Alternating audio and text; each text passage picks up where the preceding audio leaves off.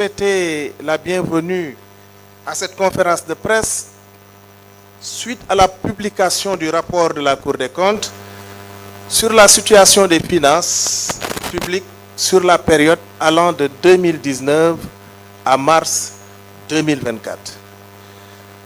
Le rapport fait plus que conforter les travaux de l'inspection générale des finances et révèle de profondes dérives dans le management des ressources publiques et la gestion économique et financière de l'État.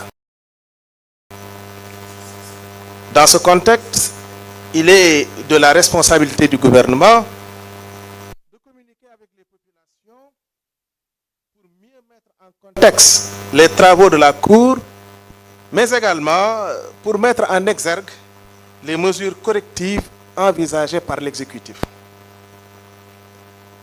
Pour ce faire, dans cet exercice, je suis accompagné aujourd'hui par mes collègues M. Ousmane Diagne, ministre de la Justice, garde des Sceaux, M. Abdourahmane Sarr, ministre de l'Économie, du Plan et de la Coopération, M. Cheikh Diba, ministre des Finances et du Budget, et de M. Ahmadou Aminou, ministre secrétaire général du gouvernement. Ils interviendront tour à tour pour vous entretenir de justement la situation. M. Cheikh Diba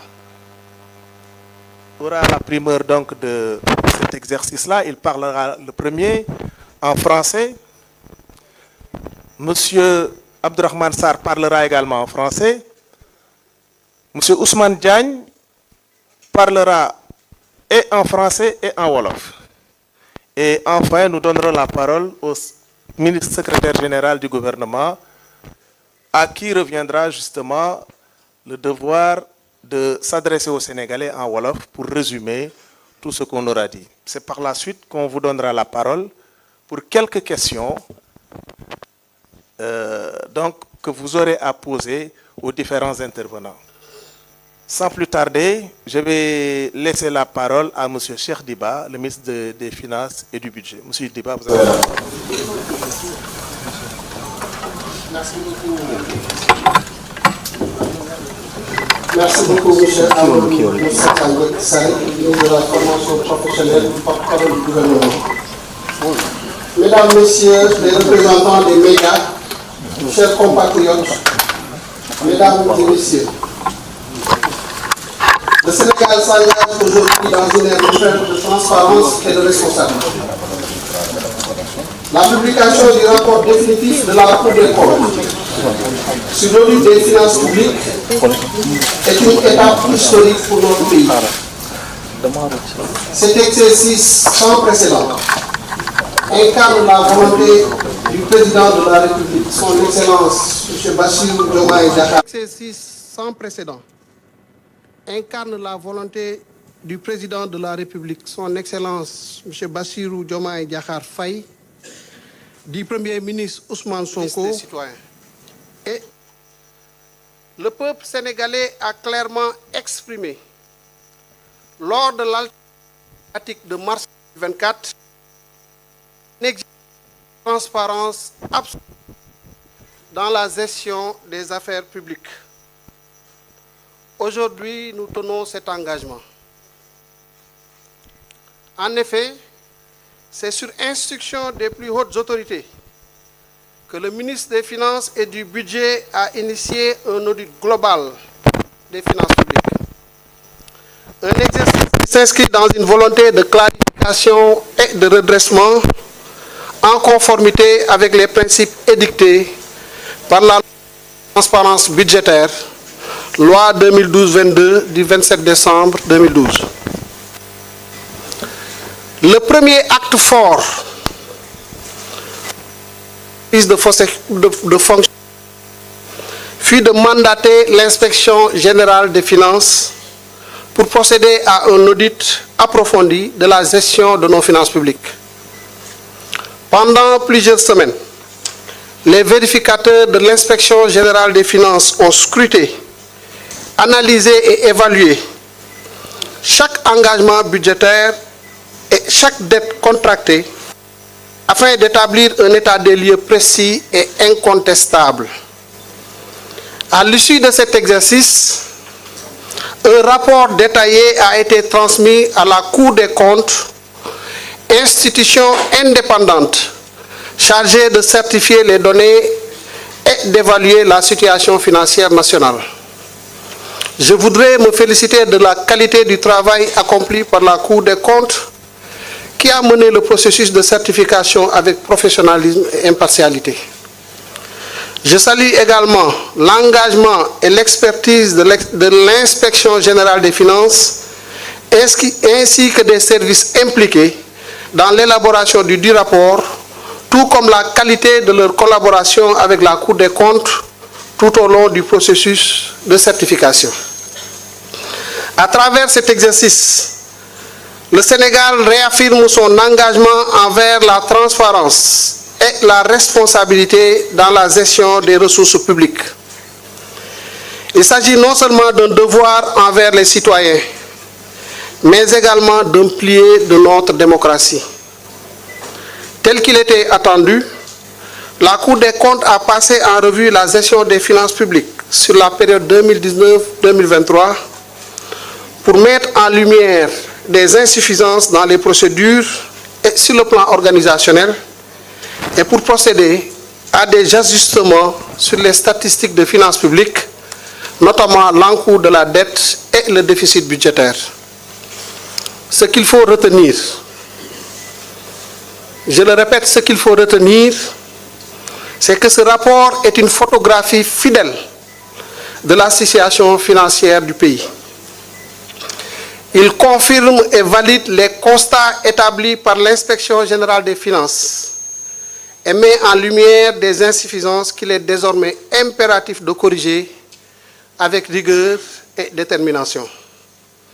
Mais au-delà du constat, ce moment est l'opportunité de bâtir un nouveau modèle de gestion publique. Nous nous engageons dès aujourd'hui à mettre en œuvre des réformes structurelles ambitieuses pour garantir la soutenabilité budgétaire et la prospérité de notre nation. Le déficit budgétaire moyen annuel de 11,1% enregistré sur la période 2019-2023 et le niveau d'endettement atteignant 99,67% du PIB en décembre 2023 illustre la gravité des déséquilibres financiers accumulés ces dernières années. Face à ces défis majeurs, nous n'avons qu'une seule voie: agir vite, avec responsabilité et méthode.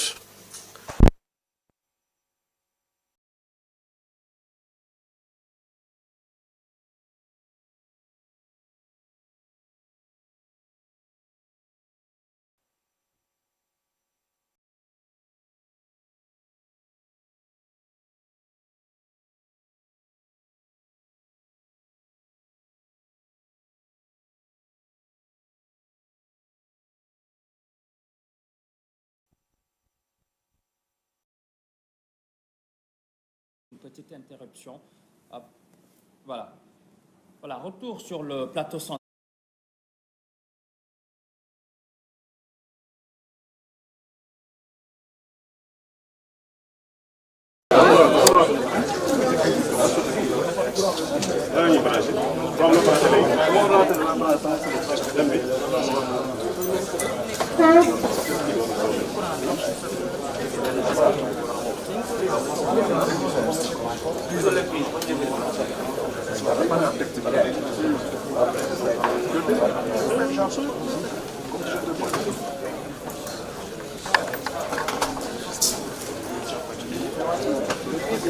Financier et il faut agir vite. Voilà. Peut-être qu'on va aller de l'autre côté pour voir très rapidement au niveau du building administratif au 10e étage pour reprendre un peu en cours cette conférence du gouvernement par rapport à la situation. Par rapport à la situation, on a vu vu, le ministre Cheikh Diba, c'est le ministre des Finances et du Budget. Et donc il y a beaucoup de déséquilibres financiers. En tout cas, il faudra remédier de façon très rapide. Hein. On l'a vu, monsieur le directeur général. Bon, peut-être écoutez, avant de repartir au building administratif, tout à l'heure, on évoquait les conséquences au niveau comptable, au niveau budgétaire, au niveau économique. Et d'ailleurs, justement, nous allons écouter le docteur Thioune, qui est donc professeur. Nous l'écoutons. Le premier élément d'analyse qu'on peut tirer, c'est que le rapport les a mis depuis 2019 jusqu'à 2023, jusqu'à 2024, quelques difficultés qui sont liées à la tenue des comptes publics, notamment sur la question de la transparence et de l'exactitude des données financières et budgétaires, notamment sur la question du surfinancement, mais également des déficits et de la dette publique. Donc c'est un rapport qui véritablement s'adosse sur cette mission de la Cour de contrôle d'éclairer les citoyens et de sensibiliser les citoyens dans la gestion des deniers publics. Et sur ce surfinancement que vous venez d'énoncer justement, est-ce qu'on peut dire que ces chiffres rendus publics confortent ce que le Premier ministre Ousmane Sonko avait dit sur la situation économique du pays? Au regard du rapport, il le confirme bien sûr. Ces chiffres confirment véritablement cette idée du Premier ministre qu'il y a eu falsification des données publiques. Maintenant, il faut véritablement faire une analyse à la fois de l'aspect comptable de l'exécution budgétaire, de l'aspect financier, mais également de l'aspect économique. C'est très important. Par exemple, si vous prenez les transferts irréguliers, c'est-à-dire les reports irréguliers, vous savez que, par exemple, en 2021, 50 milliards en termes de recettes ont été comptabilisés en 2020, alors que ça devrait être comptabilisé en 2021, ainsi rendant le déficit en 2020 beaucoup plus abyssal. Donc je crois qu'aujourd'hui, il est important, dans l'exactitude et dans, en tout cas, cette mission de transparence et de réduction, d'aller vers ce qu'on appelle, d'ailleurs c'est le premier plaidoyer, vers des budgets francs prêts. Parce que les budgets de sincérité nous auraient épargné véritablement toute cette analyse et plutôt tous ces commentaires sur la falsification des chiffres. C'est une forme de dette qui n'est pas très saine, avec des taux assez élevés, mais avec des maturités également assez courtes. Alors que la possibilité, on le sait tous, qu'il y a des autres options qui existent, notamment au niveau, c'est-à-dire la mobilisation de l'épargne nationale. On aurait pu compter sur les ressources nationales. Mais bien sûr, parce qu'il y a tellement de niches qui existent. Il y a non seulement le potentiel fiscal qui est estimé à plus de 26%, sur lesquels, avec un élargissement de l'assiette fiscale, on pourrait renflouer les caisses, mais également la question des dépenses fiscales. Vous savez, aujourd'hui, le rapport montre que les chiffres sur les dépenses fiscales de 2022 et 2023 n'ont pas été publiés. Et cela justement, les chiffres qui ont été publiés couvrent la période de 2019 à 2024 et qui font état de plus de 752 milliards. Tout à fait. Mais spécifiquement sur les dépenses fiscales, je vous l'ai dit, c'est-à-dire les exonérations qu'on donne à certaines entreprises qui auraient pu payer l'impôt et augmenter les recettes, en tout cas fiscales de l'État. Les chiffres ne sont pas publiés entre 2022 et 2023. Donc, sur ça, le rapport reste encore muet. Alors que, au même moment, on va sur le marché sur la même période pour soulever plus de 700 et quelques milliards. Donc je crois qu'aujourd'hui, dans la gestion des deniers publics, il faut véritablement cet équilibre, en tout cas de mobilisation de recettes intérieures, qui permet de financer véritablement le paiement de la dette. Aujourd'hui, avec la Cour des comptes, ce rapport de la Cour des comptes, ce qui est, en tout cas, visible et ce qui est admis, c'est qu'aujourd'hui, l'atterrissage a été difficile et brutal. Ça montre quoi? Ça montre qu'aujourd'hui, il y a eu des dépenses extra-budgétaires, c'est-à-dire, notamment, si vous prenez en 2022, il y a eu des dettes bancaires de plus de 80 milliards qui n'ont pas été répertoriées dans le budget. Et ça, c'est extraordinaire, c'est hallucinant. Deuxième élément qui est important, c'est sur la question des transferts, notamment liés aux comptes, les comptes de dépôt, qui ont alimenté par moment des dépenses qui ont été extra-budgétaires, mais également sur véritablement les montants qui ont été transférés sur les sociétés non personnalisées de l'État. Ce qui veut dire qu'aujourd'hui, il y a eu une gestion assez hasardeuse des deniers publics qu'il faut restaurer, qu'il faut corriger. Voilà, donc l'économiste Thioune qui revenait notamment sur l'absence de report, notamment dans les différents comptes spéciaux du Trésor, avec donc ce flux financier qui n'a pas été reporté dans les comptes spéciaux du Trésor. Ensuite, au niveau comptable, au niveau économique, au niveau budgétaire, avec le déficit budgétaire qui était beaucoup plus creusé, jusqu'à 10%, et que donc avec le nouveau budget qui est mis en place depuis fin décembre donc 2024, donc ce déficit budgétaire sera ramené jusqu'à 7%, et ensuite en 2027 à 3% pour se conformer à la norme communautaire donc de l'UEMOA, avec le pacte de stabilité que le Sénégal a signé au niveau de l'UEMOA. Vous savez également qu'il y a le surfinancement qui fait également beaucoup donc d'interventions dans le développement économique. Il va falloir donc reporter aussi les chiffres sur le surfinancement qui n'ont pas été reportés, ces chiffres. 605 milliards de francs CFA, ensuite plus 35 milliards de francs CFA de surfinancement, absence de comptabilité également. Donc tout cela a été pointé par l'économiste pour dire qu'il y a eu beaucoup de dérèglements donc financiers, surtout des irrégularités qui ont été notées, mentionnées dans le rapport de la Cour des comptes publié donc sur la période 2019 et 2024 et qui avait déjà été annoncé par le Premier ministre Ousmane Sonko, d'ailleurs dans sa conférence de presse en octobre déjà 2024, donc avec ces chiffres qui étaient déjà évoqués par le Premier ministre Ousmane Sonko, qui n'avait d'ailleurs pas souhaité donc s'exprimer sur l'amplitude donc de ces irrégularités financières, donc pour vous dire, pour laisser place au rapport qui est beaucoup plus revenu donc largement sur ça. Nous allons tout de suite retrouver Pape Biram. Voilà, on va revenir tout à l'heure sur Pape Biram Bigania, mais en attendant, je vous donc laisse suivre cette chronique de Oumar Diaw, notamment sur le rapport de la Cour des comptes. Elle se signale, la Cour des comptes, en publiant l'audit du rapport sur la situation des finances publiques de 2019 au 31 mars 2024. Une gestion sur 5 ans de maigres ressources dont la destination a pu faire fausse route éloignée d'une utilisation vertueuse pour se rapprocher de l'abus aux conséquences lourdes. La gestion de la comptabilité publique exige une rigueur et une transparence absolue pour assurer la stabilité socio-économique et garantir la confiance de contribuables marqués à la culotte. Depuis 2012, notre corpus législatif s'est enrichi d'une loi faisant obligation de dresser à chaque début de mandat présidentiel l'état de santé des finances publiques. Cela n'a pas été fait en 2019 et donc élargi l'intervalle pris en compte. La publication de ce document était impatiemment attendue, mais les gens de la Cour ont pris le temps nécessaire à leur besogne de contrôle. Pendant ce temps, chacun y allait de sa science, de ses certitudes, de sa bonne ou mauvaise foi, alimentant des rumeurs amplifiées par des politiques et des médias qui d'ordinaire s'en méfient. C'est du moins une théorie d'école pour les seconds, moins que pour les premiers. Le diagnostic posé n'est pas des plus rassurants. Il jette un froid et révèle une situation préoccupante du niveau de l'endettement, de la hausse des emprunts, d'une forte dépendance au secteur bancaire et des chiffres qui ne correspondent pas. Bref, un ensemble d'éléments troublants qui semble donner raison à ceux qui parlaient de traficotage et de maquillage des comptes. Parmi les ombres, il y a ce manque à percevoir de 114,4 milliards de francs de l'emprunt obligataire sukuk de la Société de gestion du patrimoine de l'État. La trace de cette somme n'a pas été retrouvée nulle part dans les livres du Trésor. Cette manne invisible aurait-elle été utilisée en dehors des circuits budgétaires légaux ? Au profit de qui? Et pour lever les suspicions de détournement, des justificatifs sont nécessaires.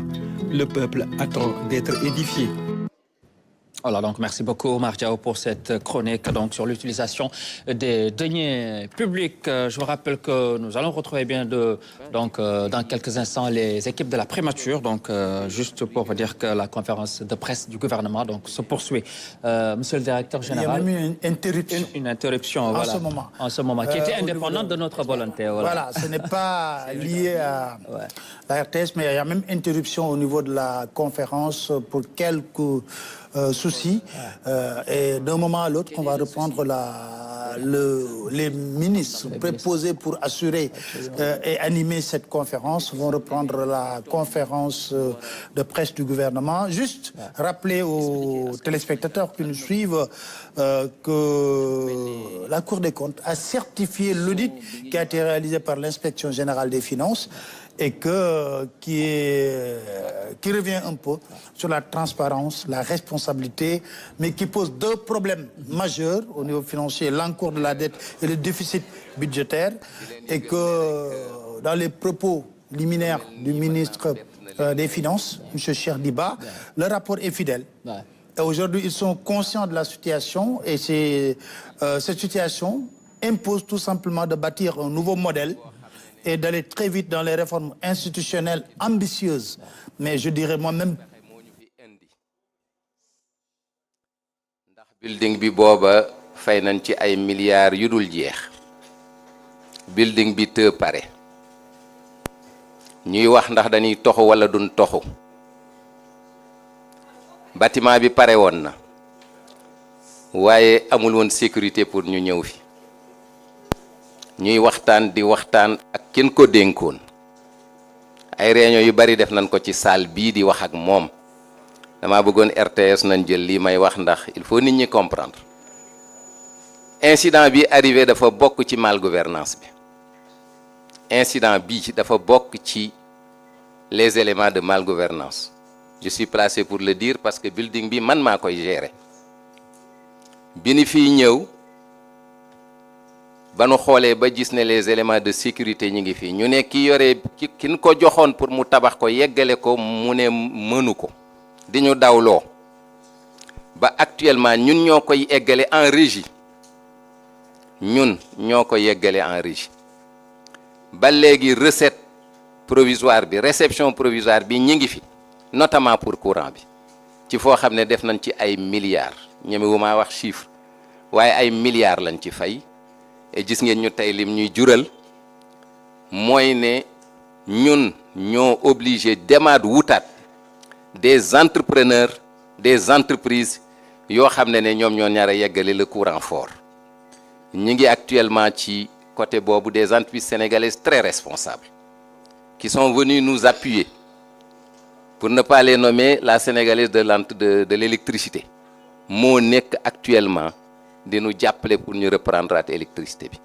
noonu lan am problème ci ascenseurs yi noonu lan am problème ci lépp loo xam ne ni ci building administratif bi personnel baa ngi fi suba ngoon di muñ am na jour yoo xam ne amuñu woon ascenseur da ngay jóge premier étage yéeg ba 9e actuellement li tax ñu mën ko régler lenn règle mooy ne y a une entreprise sénégalaise qui a accepté de nous accompagner pour ñu continuer net dans la sécurité donc yaakaar naa ne bett na leen bâtiment bi rafet na lool waaye ñin ko joxoon am na loo xam ne mënuñu ko woon te moom la ñu jural mooy lii mooy incident bi ñu am exactement ñi ngi en train de signer le contrat pour qu'une autre entreprise prenne le courant fort kon nag loolu laa bëggoon a préciser joxaat président de séance bi ñu reprendre débat bi.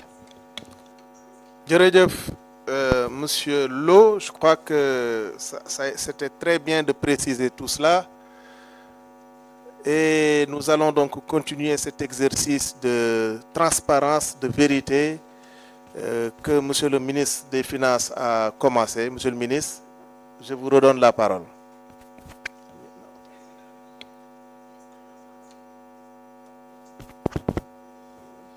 C'est bon? C'est bon? Alors,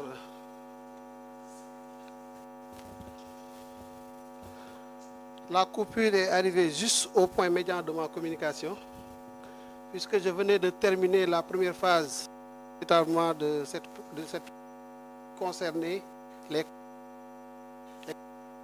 maintenant m'inscrire dans les perspectives qui devraient nous amener à corriger donc cette situation difficile à laquelle nous sommes confrontés. Et je disais, chers représentants des médias, mesdames, messieurs, mes chers compatriotes, que face à ces défis majeurs, nous n'avons qu'une seule voie, et c'est d'agir vite avec responsabilité et méthode. Je m'approprie sans réserve les constats faits et les recommandations formulées par la Cour des comptes.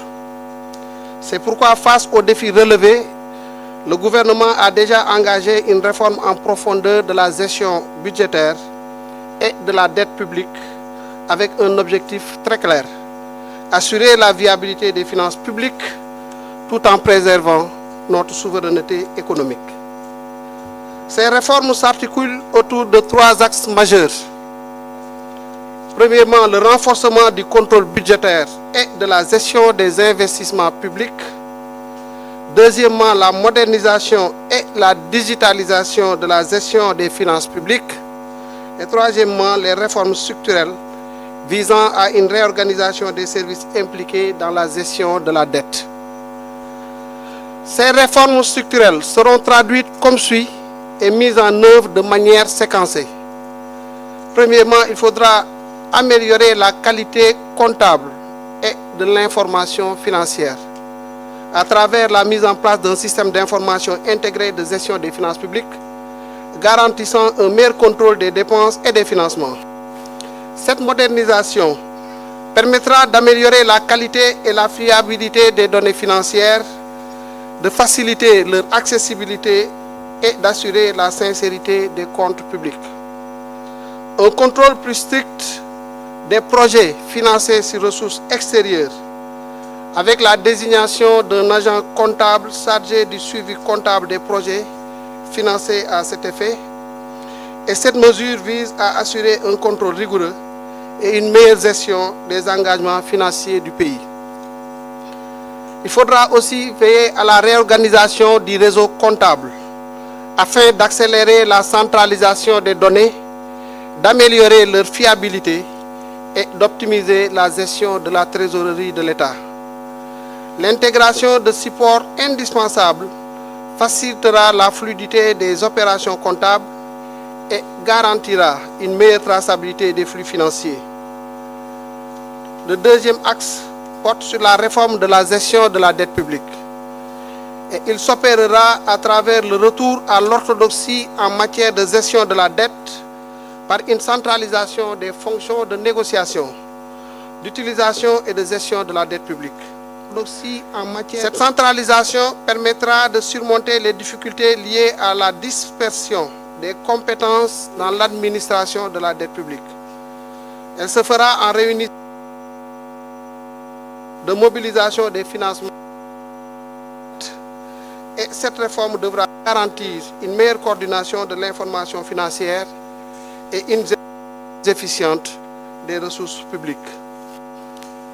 Il passera aussi par la création d'un service unique au sein de l'État, compétent pour la gestion des emprunts et des garanties associées, ce qui assurera ainsi une approche plus transparente et harmonisée de la politique d'endettement. Le troisième axe porte sur le renforcement de l'efficacité et de la transparence des finances publiques. Il s'opérera à travers le renforcement du dispositif de collecte et de fiabilisation des informations sur les finances publiques. L'instauration d'une déclaration de responsabilité personnelle de tous les agents impliqués dans la production de l'information financière. Mesdames, Messieurs, ce rapport marque un tournant décisif. Il ne s'agit pas d'un simple exercice de constatation, mais du début d'une transformation profonde et irréversible de la gouvernance financière au Sénégal. Notre responsabilité est de faire mieux pour aujourd'hui et pour les générations futures. Nous devons rétablir la confiance, renforcer la souveraineté financière et garantir une gestion publique exemplaire. Chaque franc dépensé doit désormais être justifié. Chaque engagement budgétaire doit être optimisé et chaque réforme doit être appliquée avec la plus grande rigueur. Nous devons cette rigueur aux Sénégalais, nous devons cette transparence à nos partenaires, nous devons cette exemplarité à l'histoire. Et c'est avec détermination et responsabilité que nous relèverons ce défi. Je puis vous l'assurer. Je vous remercie.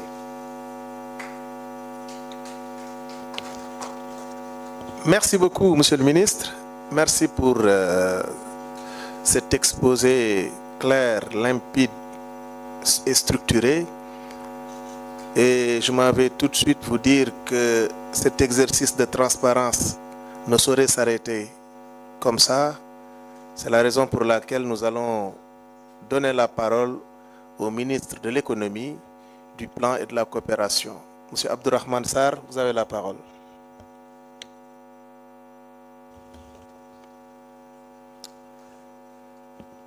Alors, je vous remercie, Monsieur le ministre. Mesdames, Messieurs les représentants des médias, chers compatriotes, Mesdames et Messieurs, comme mon collègue ministre des Finances et du Budget vient de le dire, le Sénégal s'est engagé dans une ère nouvelle de transparence et de vérité, car rien de durable ne peut se construire dans le mensonge. Nous étions ici, il y a quelques mois, pour vous faire l'économie du rapport de l'Inspection générale des finances que le ministre des Finances et du Budget avait commandité par la volonté du chef de l'État et du Premier ministre de redresser le pays à partir de la vérité.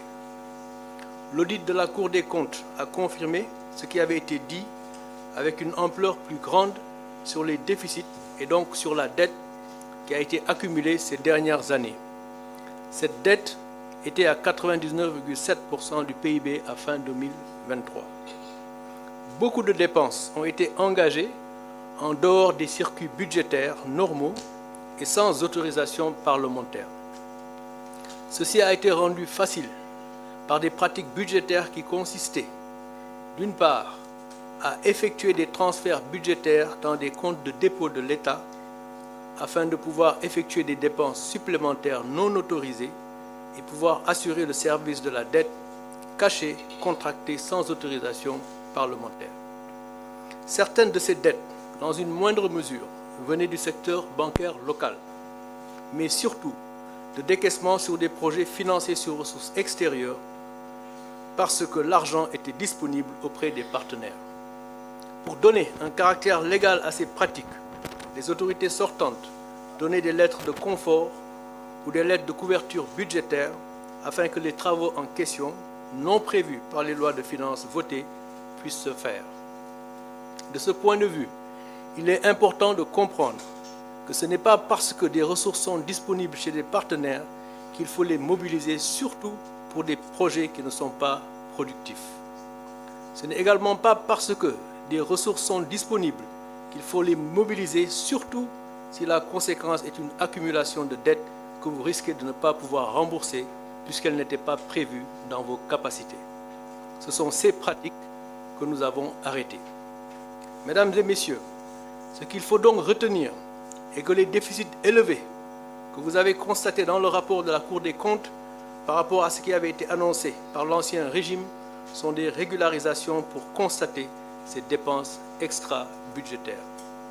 Ces mêmes régularisations se sont poursuivies en 2024 et c'est pourquoi le déficit de l'année 2024 est également élevé, mais il s'agit en bonne partie de régularisation pour payer des travaux qui ont déjà été exécutés et qui étaient en cours d'exécution à notre arrivée et qui ne pouvaient donc s'arrêter immédiatement.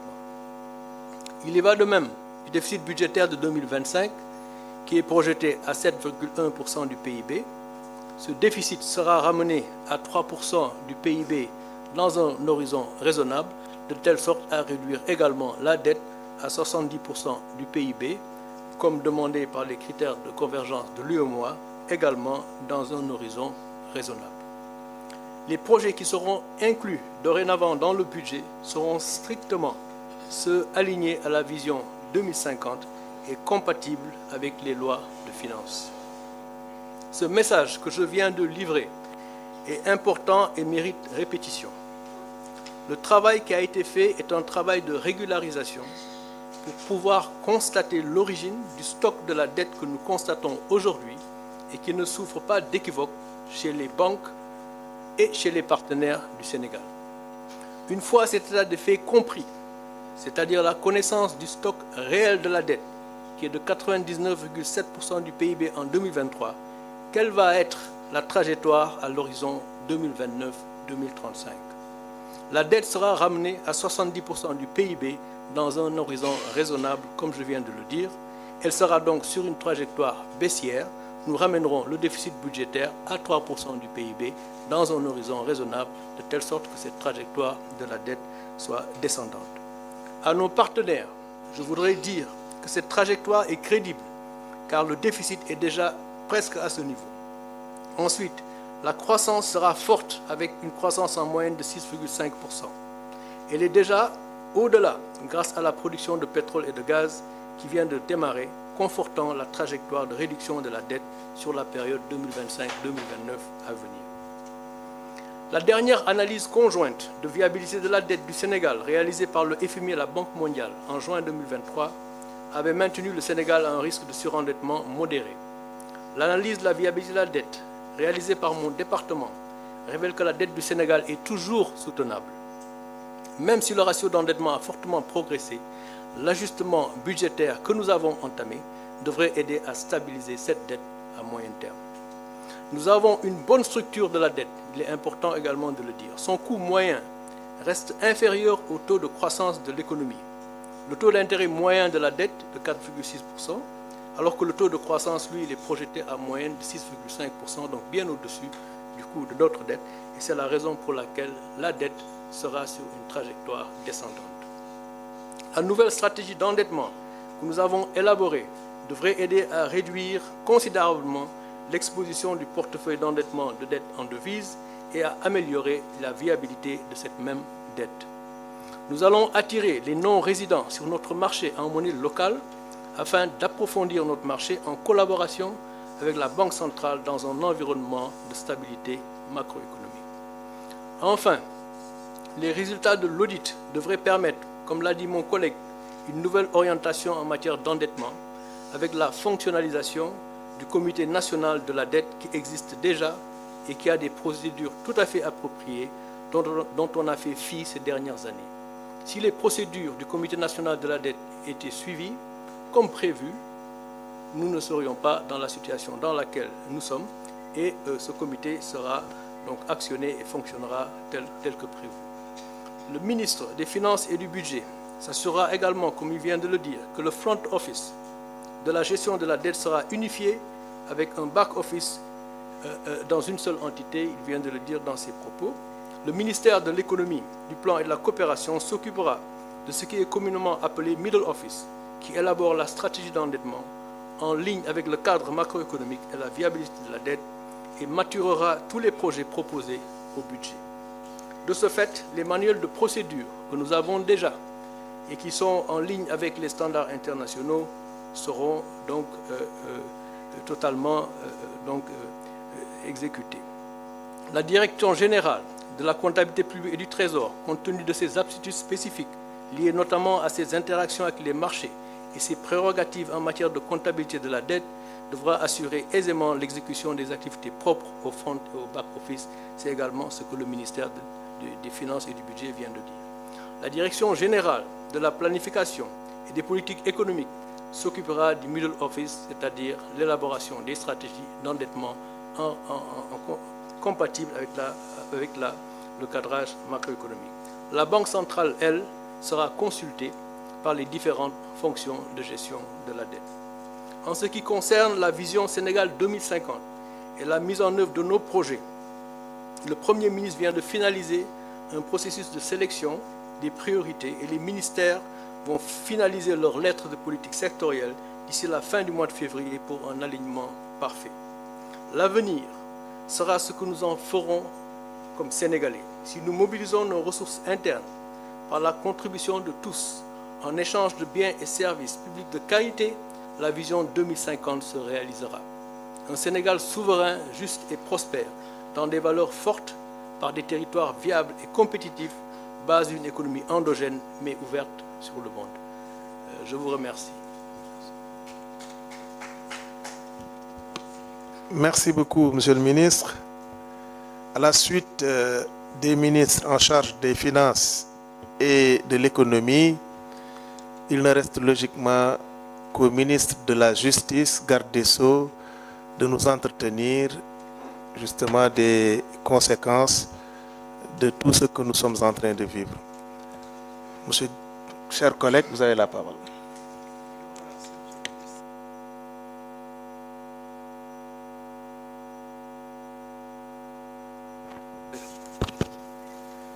Mesdames et messieurs, comme vous l'avez constaté, la Cour des comptes vient de déposer les résultats de l'audit du rapport sur la situation des finances publiques au titre des gestions de 2019 au 31 mars 2024.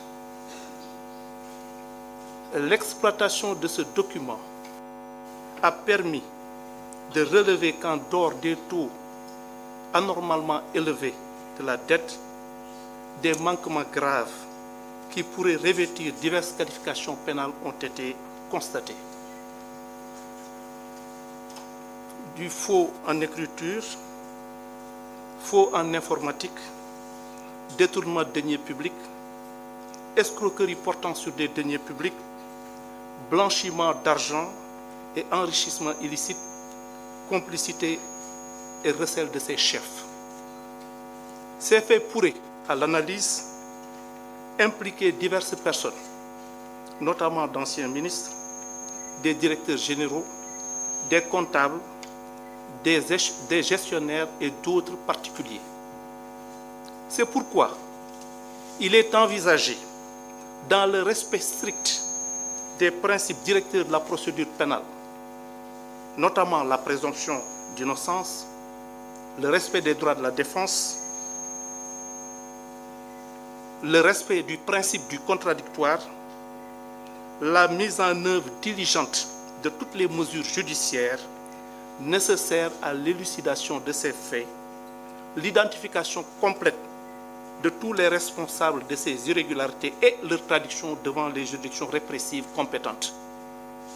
Pour ce faire, des enquêtes exhaustives et approfondies seront diligemment menées pour retracer les finances illicites, identifier et entendre tous les auteurs, co-auteurs et complices présumés en vue d'engager des poursuites devant les juridictions compétentes, notamment la Haute Cour de justice, le pôle judiciaire financier.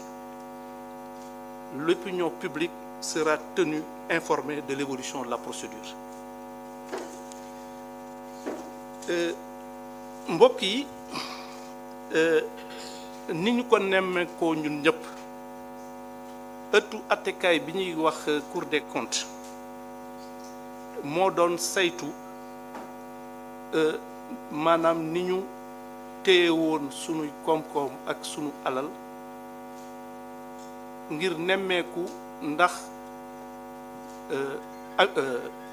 niñ ko jëfandikoo dëppoo na ak sart yi nga xamee ni yoon moom la tëral. Bi mu jeexalee saytu bi nemmeeku nañ suñu jëllalee bor bi nga xamee ni bii dafa jéggi dayoo te ñu gàllu ko sunu ndodd nemmeeku nañ ay jalgati yu am solo yoo xamee ni yii suñ ko saytoo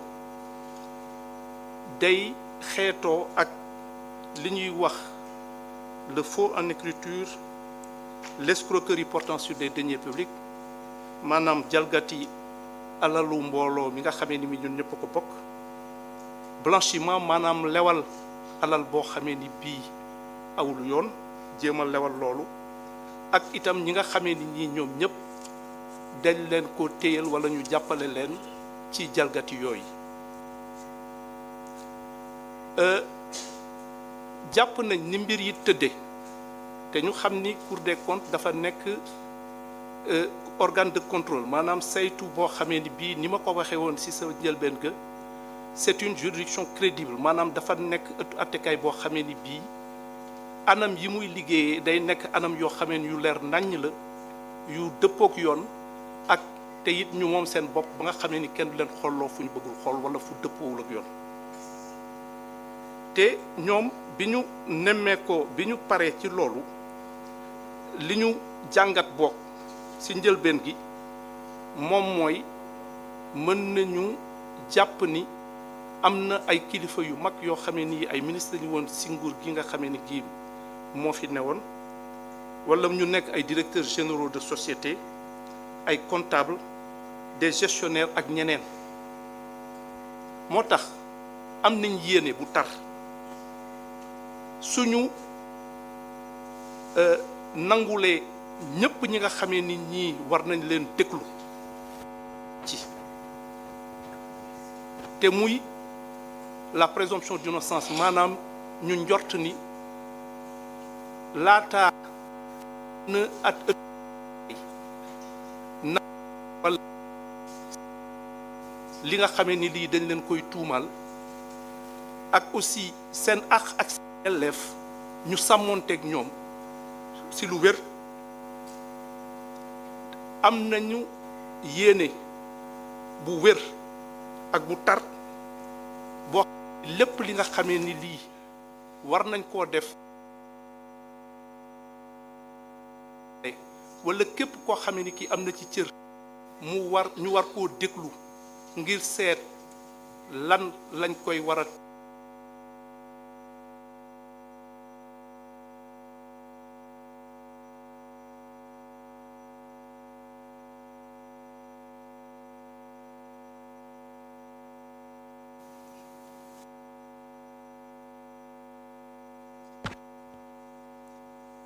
am nañ donc yéene bu tar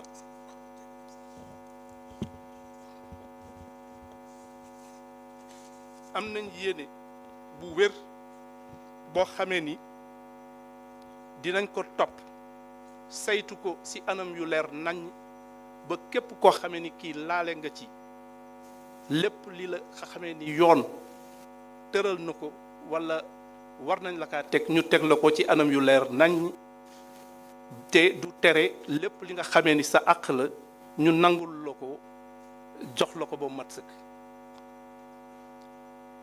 moo tax am nañ yéene ubbi enquête yoo xamee ni dinañu jéem a toppaat alal boobu nga xamee ni dañ ko jalgati topp ko si anam yoo xamee ni ku nekk dinañ xam fan la jaar ak ki ci laale te su loolu wéyee dinañ leen jébbal su saxee ëttu attekaay bi nga xam ni moo ko yelloo atte mu di la haute cour de justice maanaam ëttu attekaay boobu nga xamee ni dafa am ñu ko tax a jóg wala mu nekk le pôle judiciaire financier bi nga xamee ni daanaka léegi ñëpp xam nañ ko ci dëkk bi maa ngi jël engagement ni mbir mi dinañ ko jaarale ci yoon ku nekk ñu jox ko àqam ak yelleefam te saa yu fuñ ci mënti toll dinañ leen xamal fiñ ci toll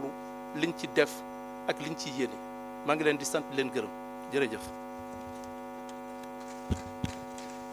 jërëjëf monsieur le ministre noo ngi lay gërëm ci wax yu leer yooyu nga fi kàddu yu leer yooyu nga fi rotal ginnaaw ba nga waxee ministre de l'économie jàkkaarloog sénégalais yi ministre des finances def noonu dañuy bàyyi suñu naataangoo suñu xarit Al Aminou Lo mu tekki wax ji ngeen wax fii ci wolof ndax mu gën a yaatu ci askan wi ñëpp gën koo comprendre kon boog Serigne Lo noo ngi lay jox kàddu gi. jërëjëf asalaamaaleykum wa rahmatullahi wa barakaatuhu ma ñëw tënkal leen li fi ministre des finances wax ak ministre économie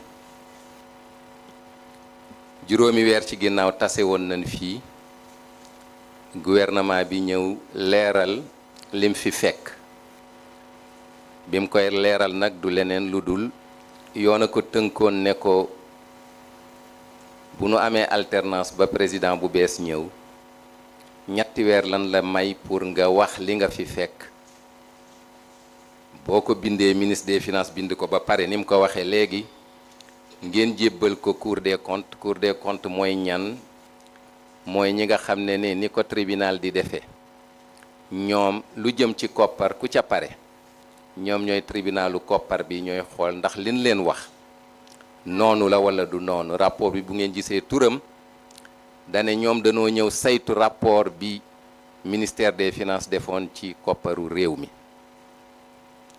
ñoom seen délai ñëpp a ngi leen doon xaar waaye ba nu demee ba xool yëf ya ñoom dañoo continuer di ko gas di xool di jotlanteeg ministre des finances ba la mu jur weesu na liñ leen fi waxoon biñ fi daje woon tam ñu ngi leen doon wax ne gouvernement bi bi président ñëwee li mu wax ne ne lépp ci jubal jubbanti la koy teg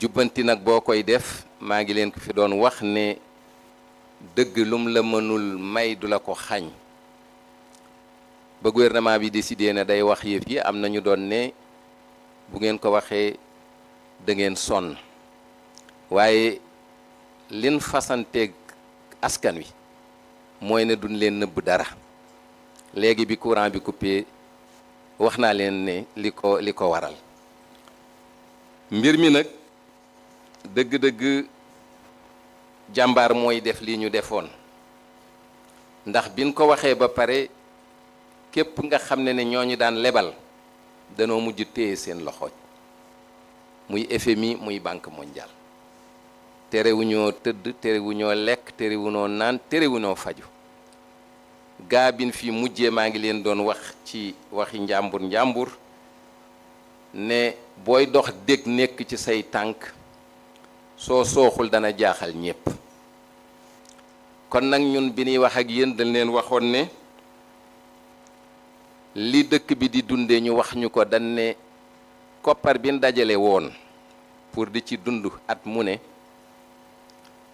2023 dañ ne woon juróom-ñeenti téeméeri milliards moo leen ci te moo manqué woon mooy ne bu ñuy lebi moom la ñuy lebi mooy ne suñ budget bi li fi dugg ba nu dépensé ban pare soxla na 900 milliards ba nu saytoo yëf yi jox ko Cour des comptes xoolaat ndekete yoo ñaari junni ak ñetti téeméeri milliards mooy déficitu 2023 900 milliards ñu déclaré ko ba ñu saytoo muy 2300 milliards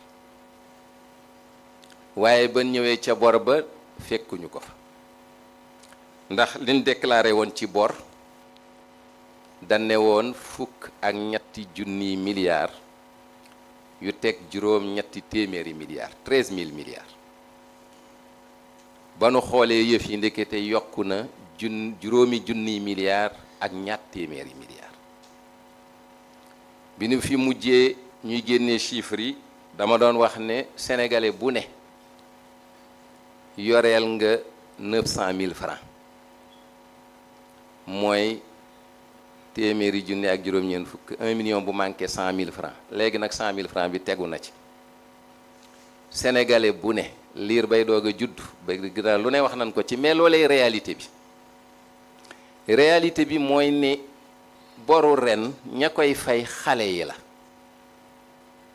liir yi ñooy fay bor yi ndax ci bor yi am na bor bu dem ba 2048 bor de marché bi ba 2048 ñaata at ci des ñaar fukki at ak ñett loolu ñun ñi nekk fii ñépp bootu dana fekk ñu retraité donc xale yee koy fay donc bu ne xale bu ne tey yore nga 1 million mën naa am ñun 300 000 lañ ciy fay mais xale yi ñoom ñooy fay la ci ëpp kon nag li ñu fi dajale mooy rek fësal li nga xam ne biñ ko waxee lu ne dégg nañ ko ci ne dañ koo fent dañuy wax nangam mbir maa ngi nii tey nekkatul waxi gouvernement bi nekkatul waxi premier ministre wala président de la république Cour des comptes bi fi toog ak ñëpp moo ñëw ne yéen li ngeen ma joxoon sax am na lu ngeen fàtte woon kon nag peuple bi la ñuy jël témoin ne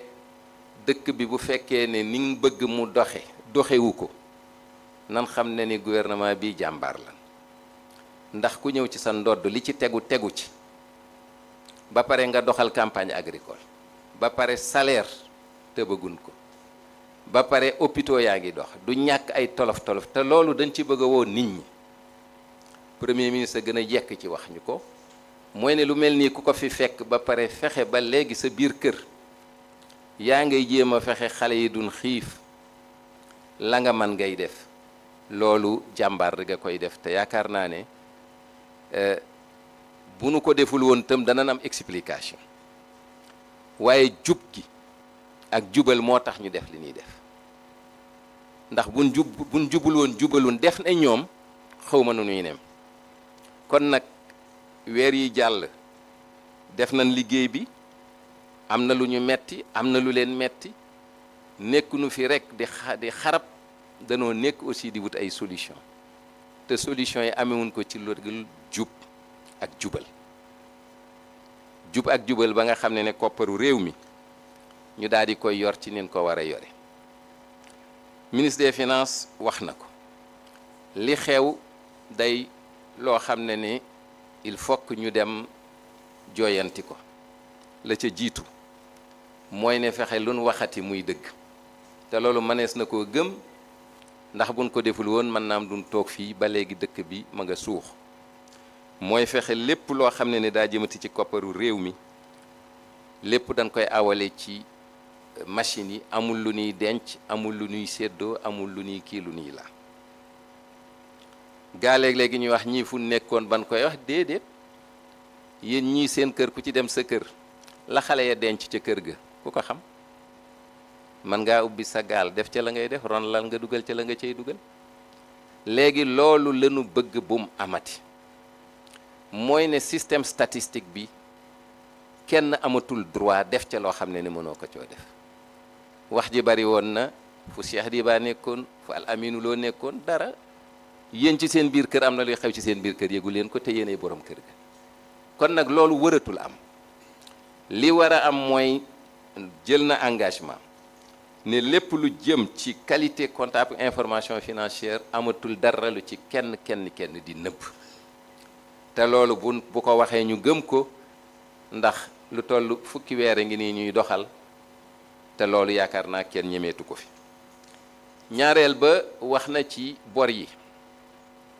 il faut que ñu dellu si ci yoon këyit yaa ngi fi dañ koo respecté wul rek mooy ne bor da ngay dem assemblée mu ne la ren lebal fukki milliards nga awale ko fa nga ko war a awale leb la nga war a leb dugal ko ci compte banque centrale fukki milliards yi du dem feneen soo demee ba àdduna dox ba fukki milliards yi nga soxlawaat leneen da ngay def loi finance rectificative da ngay delluwaat te gouvernement ca parlement bi assemblée nationale ña fa toogal askan wi toogal leen fa ñooñu la ni ne ñun day fukki milliards lañ bëggoon a leb waaye léegi am na lu ñu dab lu mel ne am na dëkk boo xam ne am na président bu bees ma ngi fay def loo xam ne pétrole baa ngi yokk ak nangam ñu dem bu ñuy lebaat ne assemblée nationale danoo bëgg a lebaat ñu ne yokk leen ñaari milliards ñu yokk leen ñaari milliards leb ko loolu dañ cay dellu bañ rek ku ci ne yor fooy gérer sa dette te bu tolluwul ci lu dul compter ko banque centrale nga tuur ko lëndëm tuur lëndëm FMI banque mondiale banque islamique de développement loolu yomb na mënoon nañ koy def de kenn du gis dara waaye nag bu boobaa danañ wor askan wi ndax ci jubal jubbanti lañ bëgg a doxal ñetteel bi mu ne système collecte information yi mooy fan yi jëlee xibaar yi nga xam ne mooy tax ñu ne lii noonu la nee na loolu itam danañ fexe ba bu ko assemblée bëggee xool dana ko mën a xool képp ku ko bëgg a xool dana ko mën a gis ci gàttal ministre des finances mii toog jël na engagement ne bi mu toogee ba léegi loolee doon liggéeyam mooy ne gis nan loo xam ne teg nañ ci baaraam biñ ci tegee baaraam seet nan la ñuy fexe ba fépp fu ñu di foon foo xam ne lu dul woon noonu la corriger nañ ko waaye def ko neex na lool bind ko léegi ci këyit yóbbu ko fi ñu ko war a yóbbu mu nekk décret wala mu nekk loi ñu fexe aussi que agent bu ne xam na ne bu ëllëgatee lu mel noonu bu awee ci say loxo am nga droit ñëw dénoncer ko yaakaar naa ne lanceur d'alerte yi président de la république wax loolu lay signifier mooy ne képp ku gisati ne réew mi ñu ngi fiy def loo xam ne du noonu nga man koo wax jël na engagement daal ne dërëm bu nu dugalati ne lii la ñuy dépenser danañ ko awal ci yoon et bi mu paree ministre de l'économie du plan et de la coopération moom moo wax ñoom ñaar lan moo leen wutale kii moo yore koppar yi mooy ministre des finances waaye ki nga xam ne moom mooy xaatim xool ci kanam ni réew mi di doxe ni àdduna di doxe njëg yi nan lay doxe bu paree daa di xaatim ne ah alalu réew mi lii la laa ministre des finances day am naa yaakaar ne nii mooy li nga xam ne boo ko jëlee mën nga ci defar sa budget daana ko def ñu jox ko ministre des finances bu ñëwee tolof ñëw am ñu aw ca ginnaaw ne ko lii laa la mu bindoon nga xam ne mooy cadrage jël sa waxande ne da ngay tukki def ci li nga ci war a def ci ay yére ne da ngay tukki foo xam ne boo fa demee du tàng du sedd nga jël yére yi tàngaay yóbbu nga yegg lan lay jur ñu ne la déedéet changer le destination demal beneen réew boo fa demee da nga tumuranke loolu lan bëgg mu dañ mooy dañuy revenir ci orthodoxie bi mooy ne bu nu defee ne lii mooy ni àdduna nar a doxe nii la Sénégal nar a doxe lii la nar a jur ci Sénégal njëg yi bootul dana yokku sàngam kopparu réew mi dana yokku sàngam bu boobaa banque centrale jël yooyu ne man banque yi dana leble sàngam man samay taux d'intérêt danaa ko yóbbu sàngam buñ paree ñu xool finance publique yi ne réew mi dana soxla leb sàngam buñ paree ñu dem ci balance de paiement suñu digganteeg bitim réew lii la nar a jur loolu mooy cadrage macroéconomique ñu ngi koy def balaa at maa ñëw danañ ko régler ba mu leer naññ ba dara du bett gouvernement lu la bett man la bu la bettee man ko dañuy defaraat yëf yi delluwaat assemblée nationale loolu nag moo duloon am mu daan jur lan la nga jël daal di koy tënk jàpp ne réew mi 900 milliards la war a lebi nga ñëw ñu ne la lii laa awaatoo ci assemblée war nga assemblée awaatoo ci compte ya war nga compte ya déclaré woo ko kenn yaa ngay leb di denc nga ne lii bindal ma lii bul ma bindal ndax lan bëgg nga bu Fonds monétaire international ñëwee bu investisseurs yi ñëwee nga wan leen lu leen dul tiital bàyyee ñu ko fi boo ñu ko fi bàyyee bin ñëwee bu nu ko gàddu woon wub sàccee yi kun koy wax ndax ñoo ko fi fekk ban ko fi fekkee décidé danañ koo wax metti na lool waaye lim ñu jural ñoom ñii ñooy ànd d'habitude di dem Washington di recevoir investisseurs di leen gis ñëpp dañ ne mësuñu gis li am ci àdduna état yu bari dañuy làq seeni njuume la ñuy def état bi ñëw ne moom du ko làq wax leen ko en toute connaissance de cause ne leen lii laa fa fekk defuma ko ngir yéen pour sama askan moo tax ma def ko pour respecter sama engagement ak sama askan loolu nag dana wéy 2024 ñi ngi ci aussi di ko xool ndax at maa ngi doog a dee compte yi ñi ngi koy terminer la mu laaj aussi ci ñu laal ko danañ ko ci laal ci dëgg loolu aussi ministre de l'économie wax na ko wax na ne am na yoo xam ne mi ngi ñuy xaar ci kanam yoo xam ne mën naa am tiital na nit ñi waaye bi ñu ko xoolee ba xool ko am nañ yaakaar ne jubal jubbante gii ñu jël ak na leer gin ànd ak nit ñi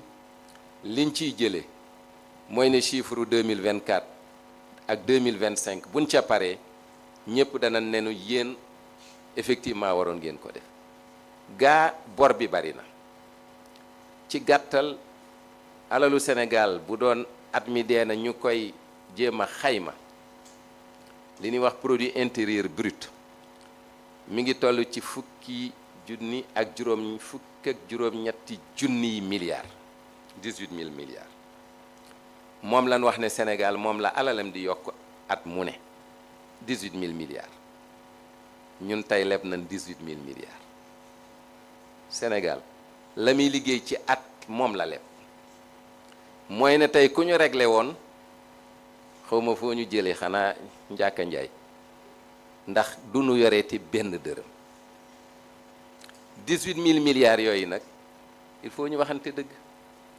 nit bu fekkee ne bor a ngi ci sa ndodd doo génn bëccëg de lu ci bëri na ngay xaar ba guddi ngay doog a génn ndax foo romb ñu ne la fay ma loolu nag bëgguñu mu dal ñu loo tax ministre de l'économie wax na ko il faut que ñu commencer nag xool nan la ñuy fexe ba bor boobu di wàññeeku bu daan génn ginnaaw gée ñu commencé génn timis après ñu jaar tàkkusaan bu ñu neexee dem tisbaar bu la neexee nga dox yor loolu leen bëgg a yóbbu Sénégalais yi li mu laaj nag am na ay ajustement mooy lan ministre des finances wax na ko il faut que koppar giy dugg ci keesu état bi yokku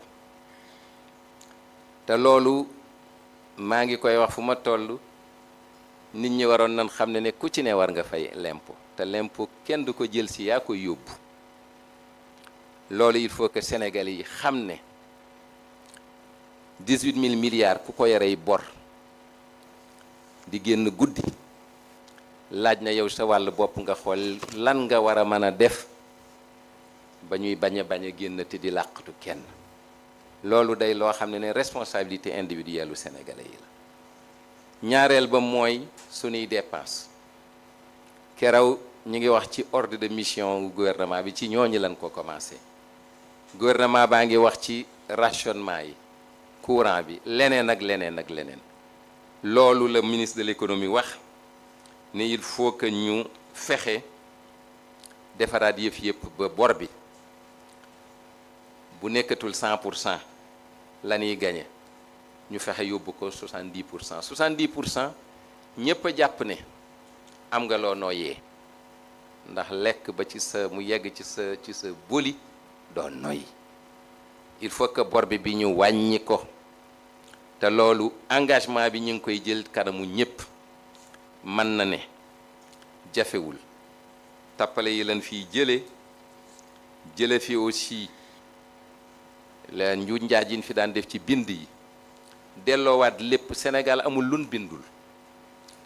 nu bindul am na lu ñuy tuddee comité national de la dette publique wax na ko benn kuréel la boo xam ne fépp fu ñuy wute bor mooy toog te bor yooyu dañu war a toog xool ko léeg-léegi ñu woola ci nga dégg fa loo xam ne neexul a dégg man mii fekke naa ci benn wax ne dama caa toog en tant que directeur national BCEAO ñu ne dañuy leb ma ne leen lii baaxul lii du jàll ñu ne bu mu jàll waaye mujj na jàll loolu il faut ñu delloowaat kuréel gu ne lan ko dénk mu def ko loolu buñ ko defee ci loolu la ministre économie jeexale ñi ngi dégg ñuy wax ne biñ fi ñëwee ba léegi de ña ngay xarab rek ña ngay sànni xeer rek ko ci ne ña ngi lay tam dëm kañ la ñuy liggéey waay lii ñu fi fekk ñun bu ñu liggéeyee jàmbaar lan ndax da nga fi fekk loo xam ne dana ub sa bopp ub goo xam ne bu dul woon ay jàmbaar dëgg ñoo ko séq ñun sunu problème du nan la ñuy doxale réew mi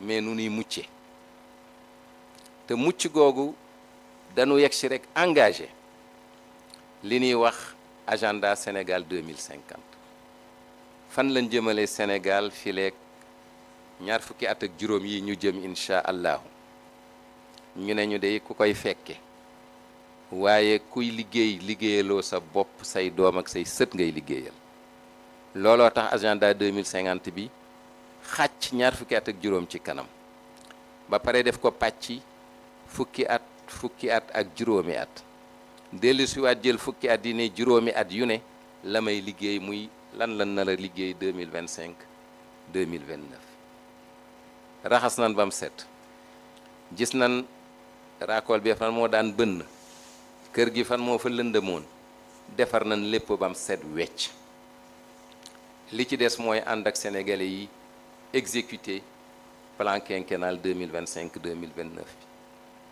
ñeenti weer a ngi nii ñu ciy liggéey depuis bi ko président lancé premier ministre conseil des ministres bële weesu pa bu démb bi dem na jébbal président de la république liggéey bi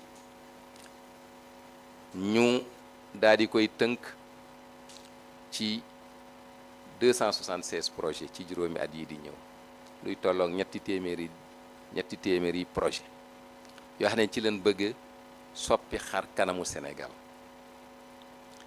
ñetti téeméeri projet pour juróomi at yii di ñëw bi ni fi ñëwee ne nan xool liñ fi fekk ndax mi ngi daw ba léegi fekk nan fi juróomi téeméeri projet ñun juróomi at yii di ñëw ñetti téeméeri projet lan tënk ne moo war a defar Sénégal bi nu xoolee fekk nañ fi juróomi téeméeri projet bi nu xoolee juróomi téeméeri projet bari na ci yoo xam ne ñu ngi fi depuis fukki at ñoo xam ne ni dafa gudd leneen projet lu dul fay ay salaire loolu tënk nañ ko danañ delloo lépp ci li nga xam ne warul woon ñàkk mooy transparence xalaat d'abord askan wi incha allahu ci ay bis yi di ñëw premier ministre dana ko fësal ministère yi woo nañ leen toog nañ waxtaan nañ agenda boobu ñu ne danañ ca dem mën nañ leen seereel ne Sénégal jub-jubal jubbanti gi dafa war a mën a ànd ak koom-koom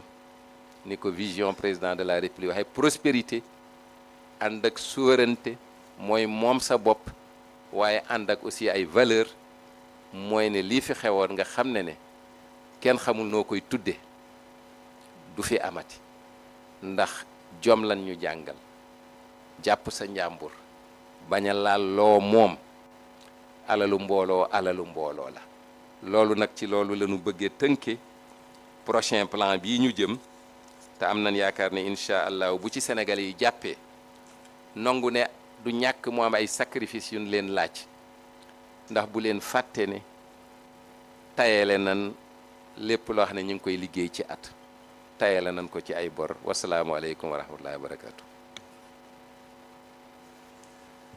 jërëjëf Serigne Ahmadou Al Aminou Lo ci kaddu yu leer yooyu nga fi rotal di gërëmit ministre yi nga xam ne jot nañ fee rotal kaddu yu leer te neex a dégg lool li des ci waxtaan wi rek moom mooy delloo leen kaddu gi yéen journaliste yi waaye xam naa ni kaddu yu leer yi ñu fi dégg tënku ko it li fi war a rot ci ay laaj warta bari moo tax noo ngi leen di ñaan di ko sàkk bu baax ci yéen ñu delloo leen kàddu gi rek ñu jël lu tolloog ñett ba ñeent ba juróomi question yoo xam ne kilifa yi fi toog dinañ ci tontu waaye it muy laaj yoo xam ne du génn cadre waxtaan wi nu fi waxtaane mooy ci rapport Cour des comptes ci noonu lay jébbalewaat kàddu gi soxna si mu jàkkaarloog yéen ngeen jox ko laaj yi ngeen soxna si. Okay. Alors nous allons passer à la partie questions-réponses et pour cette partie s'il vous plaît chers confrères, avant de poser votre question, nous vous prions de bien vouloir vous présenter en précisant votre nom et l'organe que vous représentez.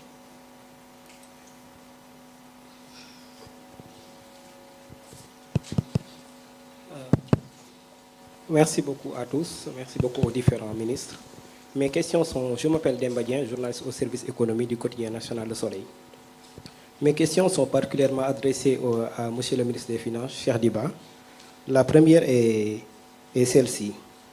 Elle concerne la mobilisation des ressources publiques. D'abord, maintenant, quelles sont les astuces du gouvernement pour mobiliser davantage les financements et mettre en œuvre les programmes publics dans un contexte où sa signature semble entamée par la vérité des chiffres et l'état des finances publiques? Merci. Une question par journaliste, s'il vous plaît. S'il vous plaît, une question par journaliste. Merci.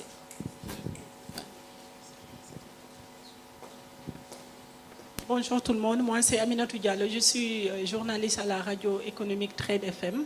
Alors avec ce niveau d'endettement assez élevé de 2019 à 2024, j'aimerais savoir est-ce que le gouvernement a un projet de s'endetter davantage? Si oui, est-ce que l'état financier le permettra, côté soutenabilité quoi? Alors la deuxième question... Une question par journaliste, une question, s'il vous plaît.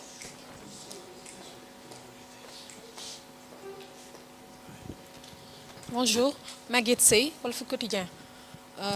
je m'adresse au ministre de la Justice. Tout à l'heure, vous avez indiqué qu'il y a des ministres qui seront poursuivis, d'anciens ministres, des directeurs généraux. Est-ce qu'on peut avoir une idée de la liste de personnes qui seront incriminées? Vous l'avez dit, hein, il y a la présomption d'innocence, mais est-ce qu'on peut avoir une idée de la liste? Est-ce que aussi il y a des noms, on peut avoir des noms, si oui ou pas? Mais on aimerait avoir une idée des personnes qui pourraient être poursuivies quand même. Merci. Alors, est-ce qu'on ne devrait pas répondre aux 3 questions et faire une deuxième série? Ok. D'accord.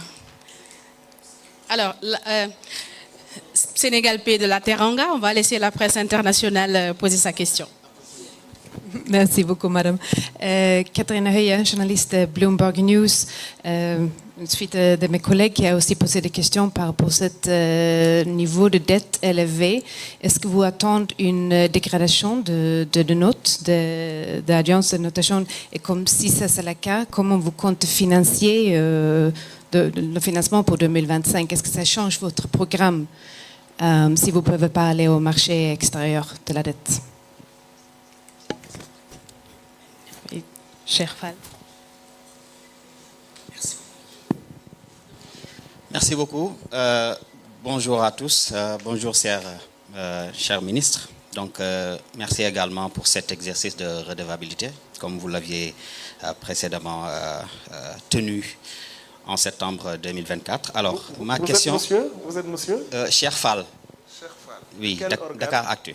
Dakar Actu. Voilà. Donc, j'avais 2 questions, mais bon, l'une a été prise en compte par mon confrère. Ah, donc c'est bon. Hein? Voilà, donc...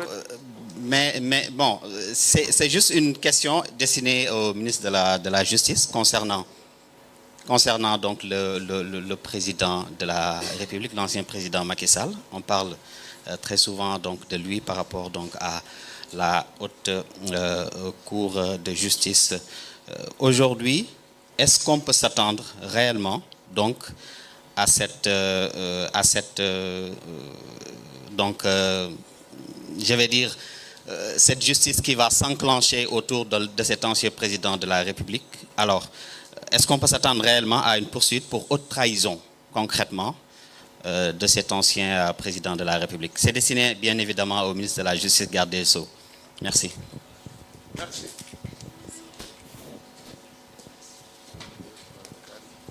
Nous avons 5 questions. Oui, donc... nous allons donner tour à tour la parole à monsieur Cheikh Diba pour la première question de monsieur Demba Dieng. Voilà, allez-y monsieur.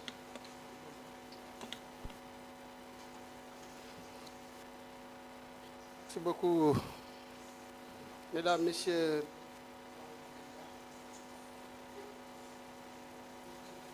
Du quotidien Le Soleil a posé une question relativement à la mobilisation des ressources, je suppose internes, mais aussi à notre capacité de mobiliser des ressources externes, compte tenu véritablement des implications de cet exercice.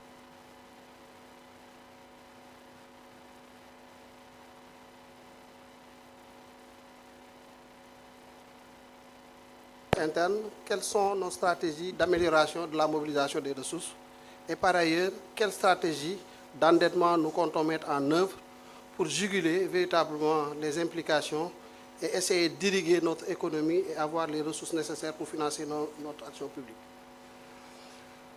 Je pense que je l'ai dit tout récemment d'ailleurs à l'occasion d'une sortie à l'Assemblée nationale que, à l'instar de ce que le Premier ministre et le Président de la République ont annoncé depuis qu'ils étaient véritablement dans l'opposition, c'est qu'un pays doit compter d'abord sur ses ressources propres. Véritablement, puisque la dette, c'est même des ressources propres différées. Donc l'enjeu, fondamentalement, qui va nous amener à assainir la situation actuelle, c'est le renforcement de la capacité de mobilisation de nos ressources internes. Et ces ressources internes se situent fondamentalement à 2 niveaux. C'est les ressources qui sont véritablement géré au niveau de la Direction générale des impôts et des domaines pour vous permettre d'avoir une visibilité en tout cas contextuelle, factuelle, et les ressources qui sont poursuivies et mobilisées par la Direction générale des douanes. Et de manière subsidiaire, la Direction de la comptabilité publique qui encaisse des ressources par constatation, étant entendu que son rôle, c'est véritablement de travailler à enregistrer les transactions dans le secteur public. Ce que nous entendons faire, c'est avoir une deuxième génération de stratégie de mobilisation des ressources à moyen terme. Nous avons eu une première génération de SRMT. Cette SRMT a donné les résultats qu'il a donnés, mais nous entendons, compte tenu des enseignements que nous pouvons tirer de l'exercice de mise en œuvre de cette première stratégie de mobilisation des recettes, porter à un autre niveau. La première des choses, la première des actions que nous entendons mettre en place, c'est une réforme du Code général des impôts. Ça, je pense que c'est clair, on l'a dit. Pourquoi réformer le Code général des impôts? Voyez-vous, le Code général des impôts actuel du Sénégal, qui est une loi de 2012, est une réforme, une somme de réformes des codes antérieurs, c'est-à-dire que des codes qui datent des années 76, vers la fin des années 76, début des années 80. Est-ce qu'il est concevable qu'aujourd'hui, en 2025, qu'on ait un Code général des impôts de manière caricaturale qui fiscalise l'économie des années 80? Manifestement, il y a un déphasage. Et donc, si nous voulons véritablement être dans l'air du temps, si nous voulons capter véritablement les niches de recettes que nous pouvons retrouver dans l'économie moderne, qui est une économie numérique, qui est une économie de télécommunication, qui est une économie basée sur des ressources naturelles que nous avons, mais il nous faut réinventer un nouveau Code général des impôts.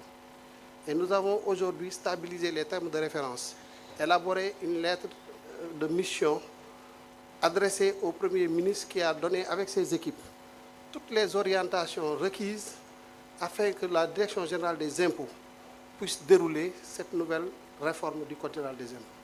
Et l'innovation cette année, c'est de dire qu'il n'est plus question, et ça je l'ai souvent répété à certains acteurs avec qui nous interagissons, il n'est plus question que l'administration, que la Direction générale des impôts et des domaines, quoique constituée d'experts en matière fiscale, s'enferment dans les locaux du bloc fiscal et nous viennent avec un code qu'ils ont élaboré dans un français, un droit limpide, bien rédigé, plus ou moins même simple. Non. Certainement, il nous aiderait à procéder à une bonne modélisation juste des aspects juridiques de notre code, mais il manquerait de vigilance pour des raisons qu'on pourrait accepter. Pour la plupart, nos administrations fiscales sont constituées de juristes qui sont très brillants, mais le juriste, son métier, ce n'est pas aussi d'appréhender le secteur du numérique. Le juriste, il peut être très brillant, le fiscaliste peut être très brillant dans la modélisation de la norme fiscale, mais il peut méconnaître les enjeux que l'on peut retrouver dans le secteur des télécommunications, des secteurs des mines, ainsi de suite. C'est pourquoi nous avons dit que l'innovation de la définition de la norme cette fois-ci, c'est que tous ces acteurs-là seront impliqués de façon à avoir une assiette qui rend davantage compte et de manière assez fidèle des réalités du secteur et permettre maintenant à nos administrations fiscales de pouvoir procéder à une bonne normalisation, une bonne modélisation au plan juridique de cette matière-là. Ça, c'est un enjeu majeur parce que ça devra nous permettre de réussir cet exercice-là d'élargissement de l'assiette fiscale. Ça, c'est du point de vue normatif. Mais de notre point de vue, l'élargissement de l'assiette répond aussi à des velléités de digitalisation. Nos administrations ont fait beaucoup d'efforts ces dernières années. La Direction générale des douanes, notamment, tout le monde connaît le Gaindé, tout le monde connaît véritablement tous les efforts qui ont été faits. Tout le monde connaît tous les efforts qui ont été faits au niveau de la Direction générale des impôts et des domaines pour automatiser les procédures, mais il reste encore du chemin à faire. L'interopérabilité, véritablement, des plateformes qu'on peut retrouver à la douane, au budget, au trésor, et ainsi de suite, devrait nous permettre de dénicher des entités économiques qui étaient dans le secteur informel et de pouvoir les amener à travers même nos centres de gestion agréés à un meilleur formalisme afin de contribuer davantage à l'effort de mobilisation de nos recettes. Il y a aussi les efforts de facturation électronique. Nous sommes dans un univers aujourd'hui moderne. Dans les pays avancés, nous avons des méthodes qui permettent, quel que soit le lieu où l'opération et une transaction est opérée, qu'on puisse, à travers d'autres acteurs qui sont connus, qu'on puisse capter ces transactions-là et voir quelle est la part de contribution à l'effort de construction nationale qui pourrait être captée à travers ces mesures. Ce n'est pas tout. Nous entendons aussi réformer tous les codes spécifiques qui traitent de certains secteurs dans un souci d'améliorer un peu le contenu dans ces secteurs-là. Pensons au code des investissements qui accorde beaucoup d'exonérations aux entités et acteurs économiques. C'est louable, c'est pour promouvoir l'emploi, c'est pour promouvoir l'investissement privé, c'est pour promouvoir d'autres réalités, la constitution de réserves de change pour la Banque centrale, ainsi de suite. Donc, c'est des objectifs économiques louables qui sont derrière. Mais est-ce que les codes tels qu'ils sont aujourd'hui formalisés nous permettent d'atteindre ces objectifs-là? Se pose la question donc de l'efficacité des codes de l'investissement, des codes pétroliers, miniers, ainsi de suite. Il y a un effort à faire à ce niveau et nous entendons le faire. L'objectif qui est derrière cela, c'est d'améliorer notre effort de dépenses fiscales. Est-ce qu'on peut arriver au même objectif en consentant le moins d'exonération possible? Parce qu'il est important, quand on veut animer une économie, un taux de croissance, mais à un effort budgétaire, quand on veut que le taux de croissance se ressente dans le panier de la ménagère, il n'y a pas de secret. C'est qu'il faut faire en sorte que ces secteurs-là qui portent la croissance ne soient pas totalement défiscalisés. Si ces secteurs sont défiscalisés, qu'est-ce que cela entraînerait? Cela entraînerait qu'on ait des taux de croissance élevés, mais qu'en termes de redistribution, qu'on ne puisse pas les ressentir au niveau du panier de la ménagère. Et l'enjeu, c'est de faire en sorte que les ménages puissent véritablement bénéficier de tous les efforts qui sont véritablement produits par l'économie nationale. Voilà véritablement ce que nous entendons faire dans ce secteur-là. Le Code général des douanes va être modernisé. Le même exercice a été fait, les termes de référence ont été élaborés.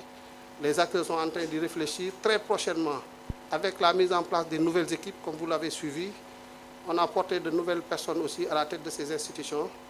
Et une fois que tous les passages de service ou toutes les passations de service auront été opérées, naturellement, ces missions-là seront traduites véritablement en actes concrets et permettre à notre économie de pouvoir engranger suffisamment de recettes. Nous avons une initiative encore dans le secteur douanier, c'est la traçabilité des produits. Il faut qu'on aille dans ce sens-là. Il faut que les produits qui entrent au Sénégal soient retracés à travers le territoire national.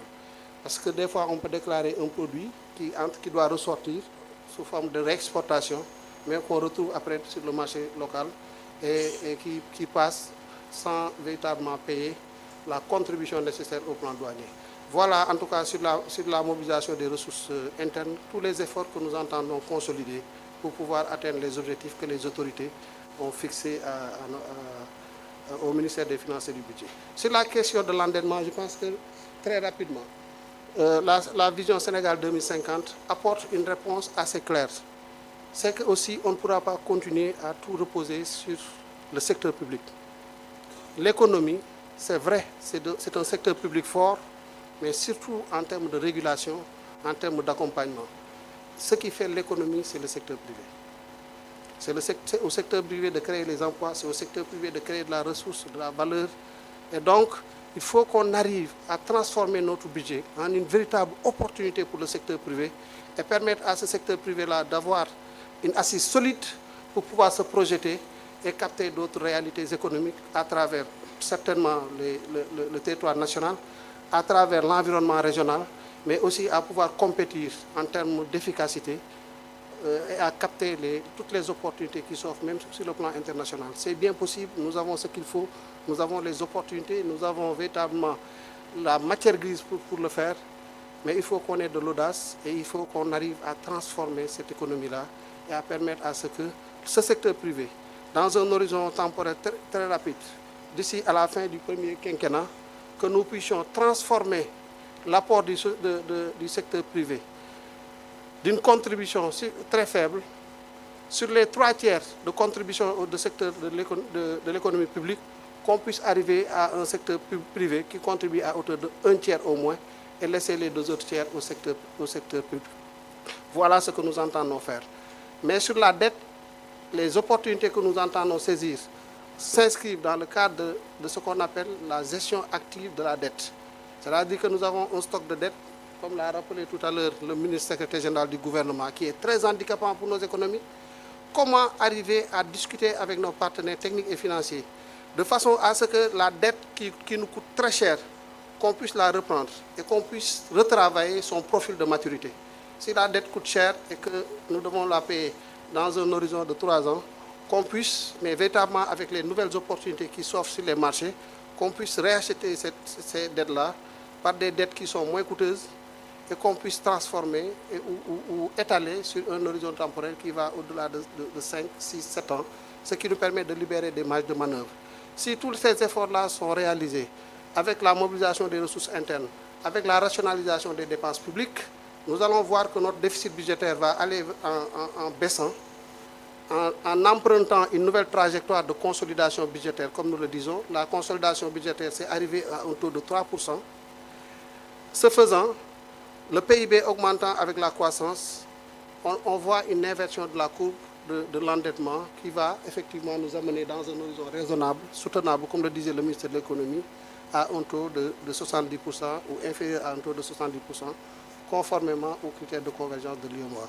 Sur la première question, voilà ce que je voulais apporter comme élément de réponse, tout en laissant le ministre de l'économie certainement apporter d'autres éléments de considération. Voilà, monsieur le ministre, je crois que vous avez, en tant qu'économiste, répondu à la deuxième question de Mme Aminatou Diallo de Trade FM. Je crois que lui, il a des choses à compléter et à répondre également à la question de Catherine concernant la notation des agences. Voilà, c'est ça. Je vous donne la parole. Je vous remercie, monsieur le ministre. Je voulais juste ajouter à ce que le ministre des Finances et du Budget vient de dire. Effectivement, il y a la notation. Donc, de façon mécanique, le stock de la dette est plus élevé. Donc, ça va se faire ressentir sur la notation. Mais j'ai voulu insister tout à l'heure sur la trajectoire. C'est-à-dire que la notation, elle peut se dégrader, mais la perspective est bonne. Et la perspective, elle est importante. Donc il y a un stock de dette, mais ce stock de dette aura une trajectoire baissière. Et de ce point de vue, il est important que ceux qui font la notation puissent apprécier cet aspect-là. La structure de notre dette est également bonne. Je disais tout à l'heure qu'en moyenne, en termes de coût, la dette nous coûte à peu près 4,5%. 4,5% parce que dans sa composition, il y a un certain nombre de facteurs. Il y a les dettes concessionnelles qui sont à l'intérieur, etc. Et la croissance du PIB du Sénégal, le ministre des Finances vient de le dire, est bien au-dessus de ce coût de la dette. Alors, ce qui fait que si la trajectoire donc, de consolidation budgétaire que nous avons l'intention de faire est respectée, la perspective sera bonne. Alors cette perspective étant bonne, on ne devrait pas avoir de difficulté à convaincre nos partenaires et ceux qui nous prêtent que le Sénégal demeure un pays crédible et que notre dette est donc soutenable. C'était pour répondre à votre question par rapport à la capacité à très court terme de financer donc notre déficit. Et peut-être juste ajouter que dans le financement de notre déficit, il y a les projets sur financement extérieur. Ces projets sur financement extérieur peuvent avoir des disponibilités en termes de ressources qui sont là. Et l'exercice qui a été fait de priorisation des projets, ces projets, une fois priorisés, les possibilités de décaissement sont déjà disponibles. Donc, de ce point de vue, il ne devrait pas y avoir de difficulté à financer le budget. Je vous remercie. Oui, oui, c'est-à-dire, c'est ça, c'était la question. Les agences de notation vont constater le niveau de dette qui a augmenté, mais j'ai insisté sur la nécessité de la perspective. C'est-à-dire la perspective, elle est bonne. La perspective, elle est bonne à cause du fait que le déficit budgétaire à moyen terme sera réduit à 3% et que nous reviendrons très rapidement sur une trajectoire de dette beaucoup plus faible. Merci beaucoup, M. Sarr. Merci beaucoup. Il ne reste plus qu'à demander à M. le ministre de la Justice de répondre aux deux questions qui lui sont posées. C'est bon. Alors, M. le ministre, vous avez la parole.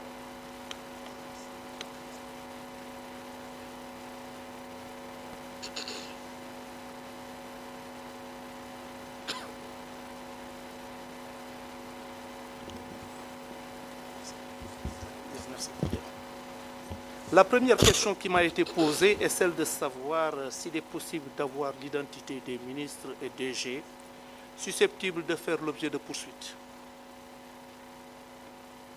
Vous savez, si j'ai tenu à citer la qualité des personnes susceptibles de faire l'objet de poursuites, c'est sur le fondement du rapport de la Cour des comptes. La Cour des comptes a décrit des faits susceptibles de revêtir une qualification pénale. Il y a eu effectivement des malversations qui ont été commises, qui sont présumées avoir été commises, et ces malversations ont été bien décrites et le montant dissipé ou les montants dissipés bien spécifiés. Le problème qui se pose est surtout de savoir qui sont susceptibles, de par leur position, de par la nature des faits dont il est question, qui sont susceptibles d'avoir commis ce genre de malversation. Et la nature de ces infractions, la position des personnes susceptibles d'avoir commis les dites malversations ne peuvent être, à la lumière des faits qui nous ont été livrés par la Cour des comptes dans son rapport, que d'anciens ministres. Pourquoi? Parce que la gestion auditée, ou les gestions auditées, c'est de 2019 au 31 mars 2024. Et de ce point de vue, les ministres qui pourraient être mis en cause ne peuvent être que des ministres qui ont eu à exercer leur fonction ministérielle durant cette période. C'est aussi simple que ça. Ensuite, il y a des directeurs généraux durant la même période, des comptables, des gestionnaires et d'autres particuliers sans autre précision. Donc, la question est aussi simple. Et le rapport a été publié hier. Que je sois aujourd'hui en mesure de vous dire que tel et tel pourrait être poursuivi, c'est tout simplement me lancer dans une entreprise, dans une sorte d'aventure, c'est-à-dire une entreprise dont on connaît le début, mais dont on ignore la fin. Et ce n'est nullement dans mes intentions. Je ne fais pas du tout de la divination. Cela dit, il a été également question de la question de savoir s'il faut s'attendre à une poursuite pour haute trahison. Que je sache, les infractions que j'ai évoquées tout à l'heure et que peuvent revêtir les faits qui ont été dénoncés par la Cour des comptes, qui ont été retracés par la Cour des comptes, que je sache, le délit de haute trahison n'a pas été évoqué. Parce que moi, j'ai eu à évoquer surtout le blanchiment, le faux en écriture, faux en informatique, détournement de deniers publics, escroquerie portant sur des deniers publics, blanchiment d'argent, enrichissement illicite, complicité et recel de ses chefs. Il est vrai que nous sommes dans une dynamique d'enquête. Et une dynamique d'enquête peut aboutir n'importe où. C'est dire donc que, encore une fois, rien n'est exclu. Nous sommes là pour faire toute la lumière sur des faits nébuleux qui ont causé un grave préjudice à notre économie, à notre pays, à notre collectivité. Dire que les faits que nous recherchons vont concerner telle personne ou telle autre personne, vont revêtir telle forme ou telle autre forme, c'est-à-dire pourraient effectivement conduire à l'arrestation ou aux poursuites de tel, je ne pense pas être en mesure de le faire et je n'ai nulle envie d'entrer dans des considérations que je ne maîtrise guère.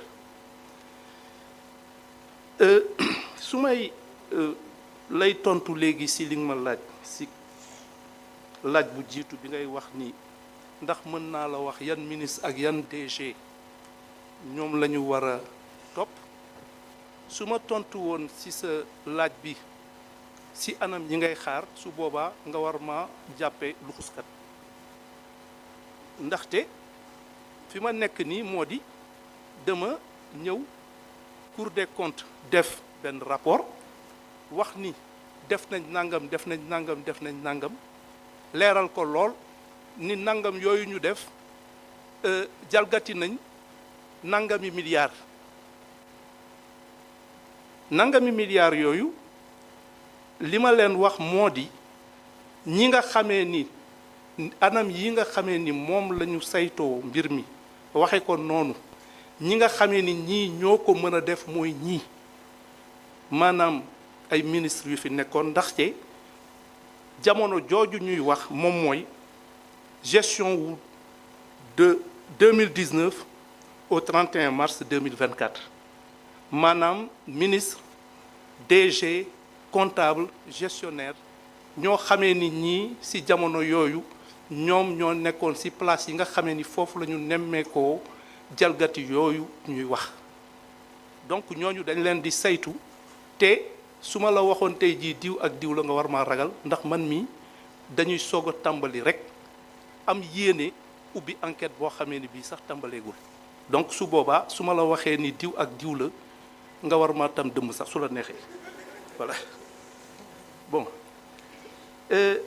li ñu wax ni ma aussi ndax war naa mën a ndax mën nañoo war a topp kenn pour haute trahison si infraction yi ma wax léegi yaakaaruma ni wax naa fi lu jëm si haute trahison infraction yi ma leen limal moom mooy faux en écriture faux en informatique détournement de deniers publics escroquerie portant sur des deniers publics blanchiment d'argent et enrichissement illicite complicité de ses chefs maanaam ñi nga xamee ni ñi ñoom ñoo nekkoon si place yoo xamee ni war nañoo mën a laale ci li nga xamee ni lii moom la Cour des comptes saytu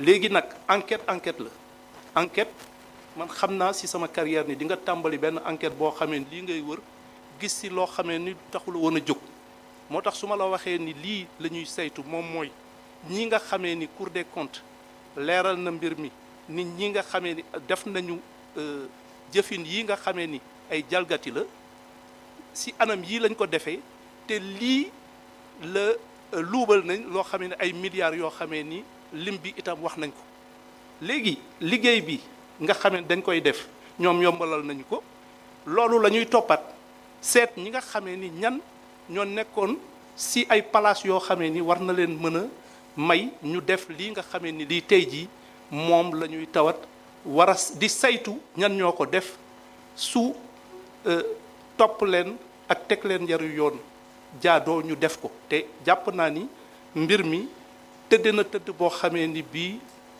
jéggi dayoo boo xamee ni bii ñooñu dinañ leen seet ba ca war te képp koo xamee ni laale nañ ci dinañ ko seet ba mu leer ñu naññ ni kii war na cee mën a laale te dinañ ko topp te su boobaa comme ni ma ko waxee léegi lépp li nga xam ne yoon daf ko may si àqam ak yelleef ñu sàmmoonteeg loolu waaye du tere képp koo xamee ni kii war nga mën a leeral mbir yi war nañ la cee mën a topp dinañ la ci topp bu leer nañ te su waree yaru yoon te yoon moo koy dogal loolu laa amoon si domaine di wax maa ngi leen di sant leen gërëm jërëjëf. Voilà, nous allons donc, avant de clôturer la séance, donner la parole au ministre secrétaire général du gouvernement. Monsieur Lo, vous avez la parole.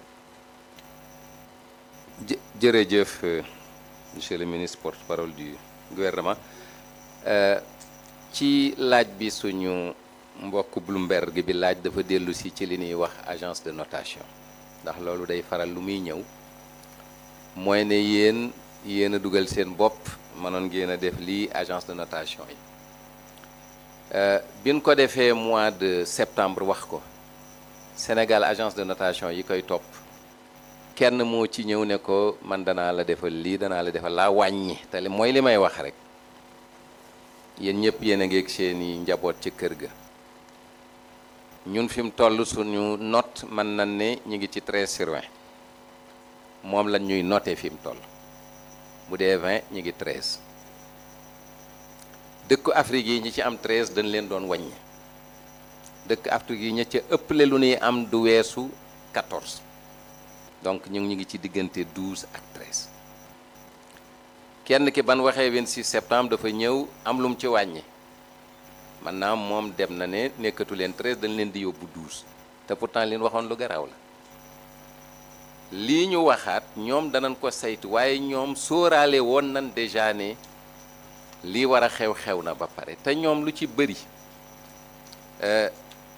seen liggéey dañ ko teg ci yoon mooy danañ dellu si waat gisanteeg ak ministère des finances gisanteeg ñëpp buñ paree ne bi ñu xoolee yëf yi fii lañ koy nar a yóbbu waaye xam nga lu leen amal solo ñoom mooy seen xàcc fu ngeen xàcc ci jëm te loolu yaakaar naa ne semaines yi wala fan yi ñu jëm premier ministre dana ko leeral waxoon na ko ci déclaration de politique dana ko waxaat am nañ yaakaar ne ñi nga xam ne ñoom li ñuy wax dal nañ seen xel mën naa am ñu def ñu li ñuy wax outlook négatif c'est-à-dire yéen ñi ngi leen di bàyyi xel waaye suñ xel dalul loolu lu ci bëri mooy li nga xam ne boo tul dana am ñi ngi leen di bàyyi xel suñ xel dalul loolu buñ ko amee lii ñu def lu mu ñu wàññi donc loolu bu mu tiital kenn ndax am na ñuy wax waaw agence de notation yi nangam loolee seen liggéey bu nu gisee ñun fa nu jëm suñu yéene du ne 13 bi 13 mooy lin am ñun suñu yéene mooy yegg 15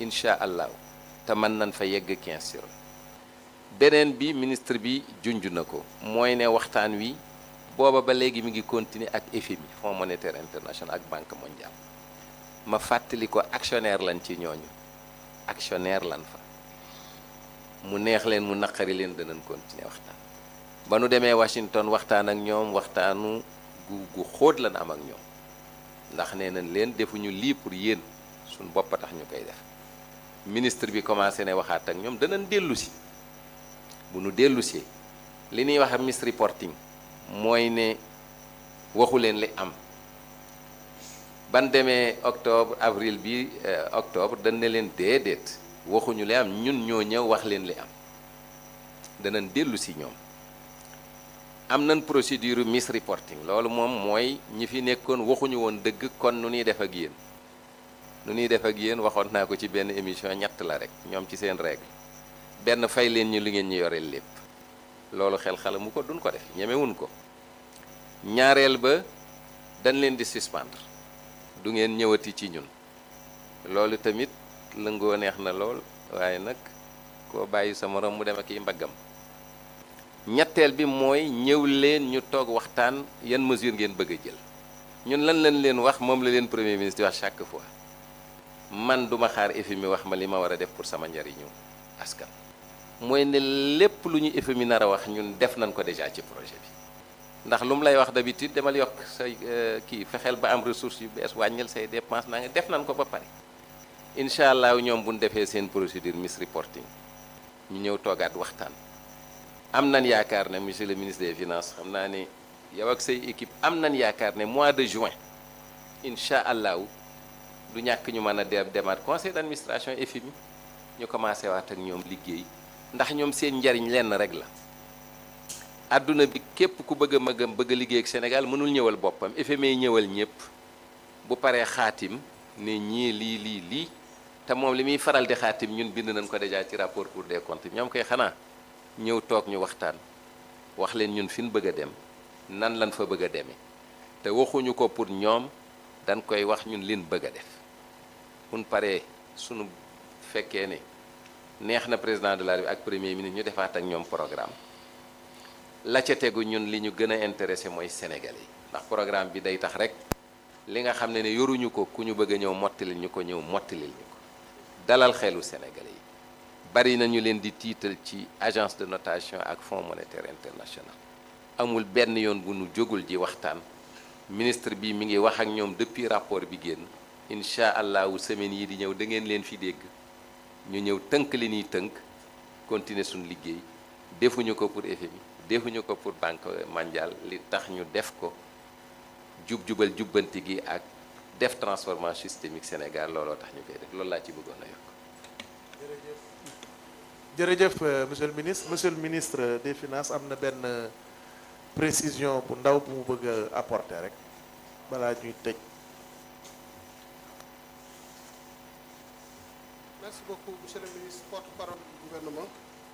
Alors, la précision que je voulais faire, moi, comme disait le ministre secrétaire général du gouvernement, dans nos rapports avec le fonds, l'objectif véritablement, le conseil, il a parlé du mois de juin, mais l'objectif du conseil, ce n'est pas le mois de juin. L'objectif du conseil, c'est très prochainement au mois de mars ou avril, ou plus tard.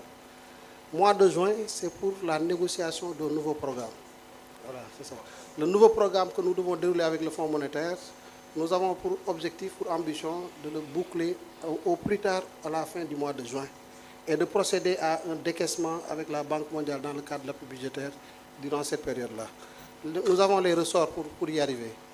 Nous avons commencé, pas plus tard que ce matin, j'ai reçu le représentant résident du Fonds monétaire international et la directrice des opérations de la Banque mondiale.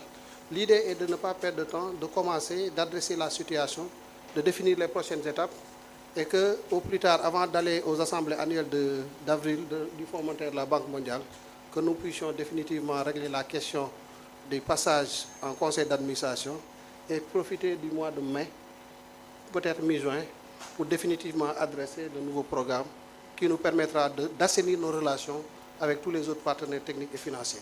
Parce que le FMI, pour conclure, c'est une forme de labellisation, c'est tout. C'est une forme de certification. C'est nous qui définissons ce que nous voulons faire avec le FMI. Mais comme tous les autres partenaires techniques et financiers regardent le FMI, nous aussi nous sommes allés vers le FMI en tant que membres pour montrer à tout le monde que nous sommes dans les standards internationaux en matière de gestion des finances publiques. Voilà donc la précision que je voulais vous proposer. Merci. Voilà. Merci beaucoup. Madame, nous arrivons au terme de cet exercice que tout le Sénégal attendait et à la lumière de ce que nous venons d'entendre ici et à la lumière des échanges qui ont eu lieu avec nos amis journalistes, je crois que le peuple sénégalais n'a pas été déçu. Des explications claires ont été données et il y a bien lieu d'espérer effectivement des lendemains meilleurs puisque l'objectif de ce gouvernement et de donner corps à cette orientation du président de la République qui veut, comme il l'a si bien dit dès le début de son installation, qu'il veut diriger ce pays dans la transparence, dans la vérité. Cet exercice de vérité continuera et vous aurez régulièrement devant vous le gouvernement sur des questions bien diverses. Et nous vous donnons rendez-vous très bientôt, madame. Je vous redonne la parole parce que vous avez ouvert cette cérémonie et je vous redonne la parole. Merci beaucoup. Merci beaucoup, M. Amadou Moustapha Ndiaye, ministre de la formation professionnelle et porte-parole du gouvernement. Merci à M. Cheikh Diba, ministre des Finances et du Budget. Merci à M. Abdourahmane Sarr, ministre de l'économie, du plan et de la coopération. Merci à M. Ousmane Diagne, ministre de la Justice. Et merci à M. Ahmadou Al-Aminoulo, ministre secrétaire général du gouvernement. Merci à tout le gouvernement pour cet exercice de transparence et de vérité. Chers confrères, permettez-moi juste de vous demander de rester quelques minutes, le temps de permettre aux ministres ici présents de quitter la salle, s'il vous plaît. Merci à tous et à très vite, Inch'Allah.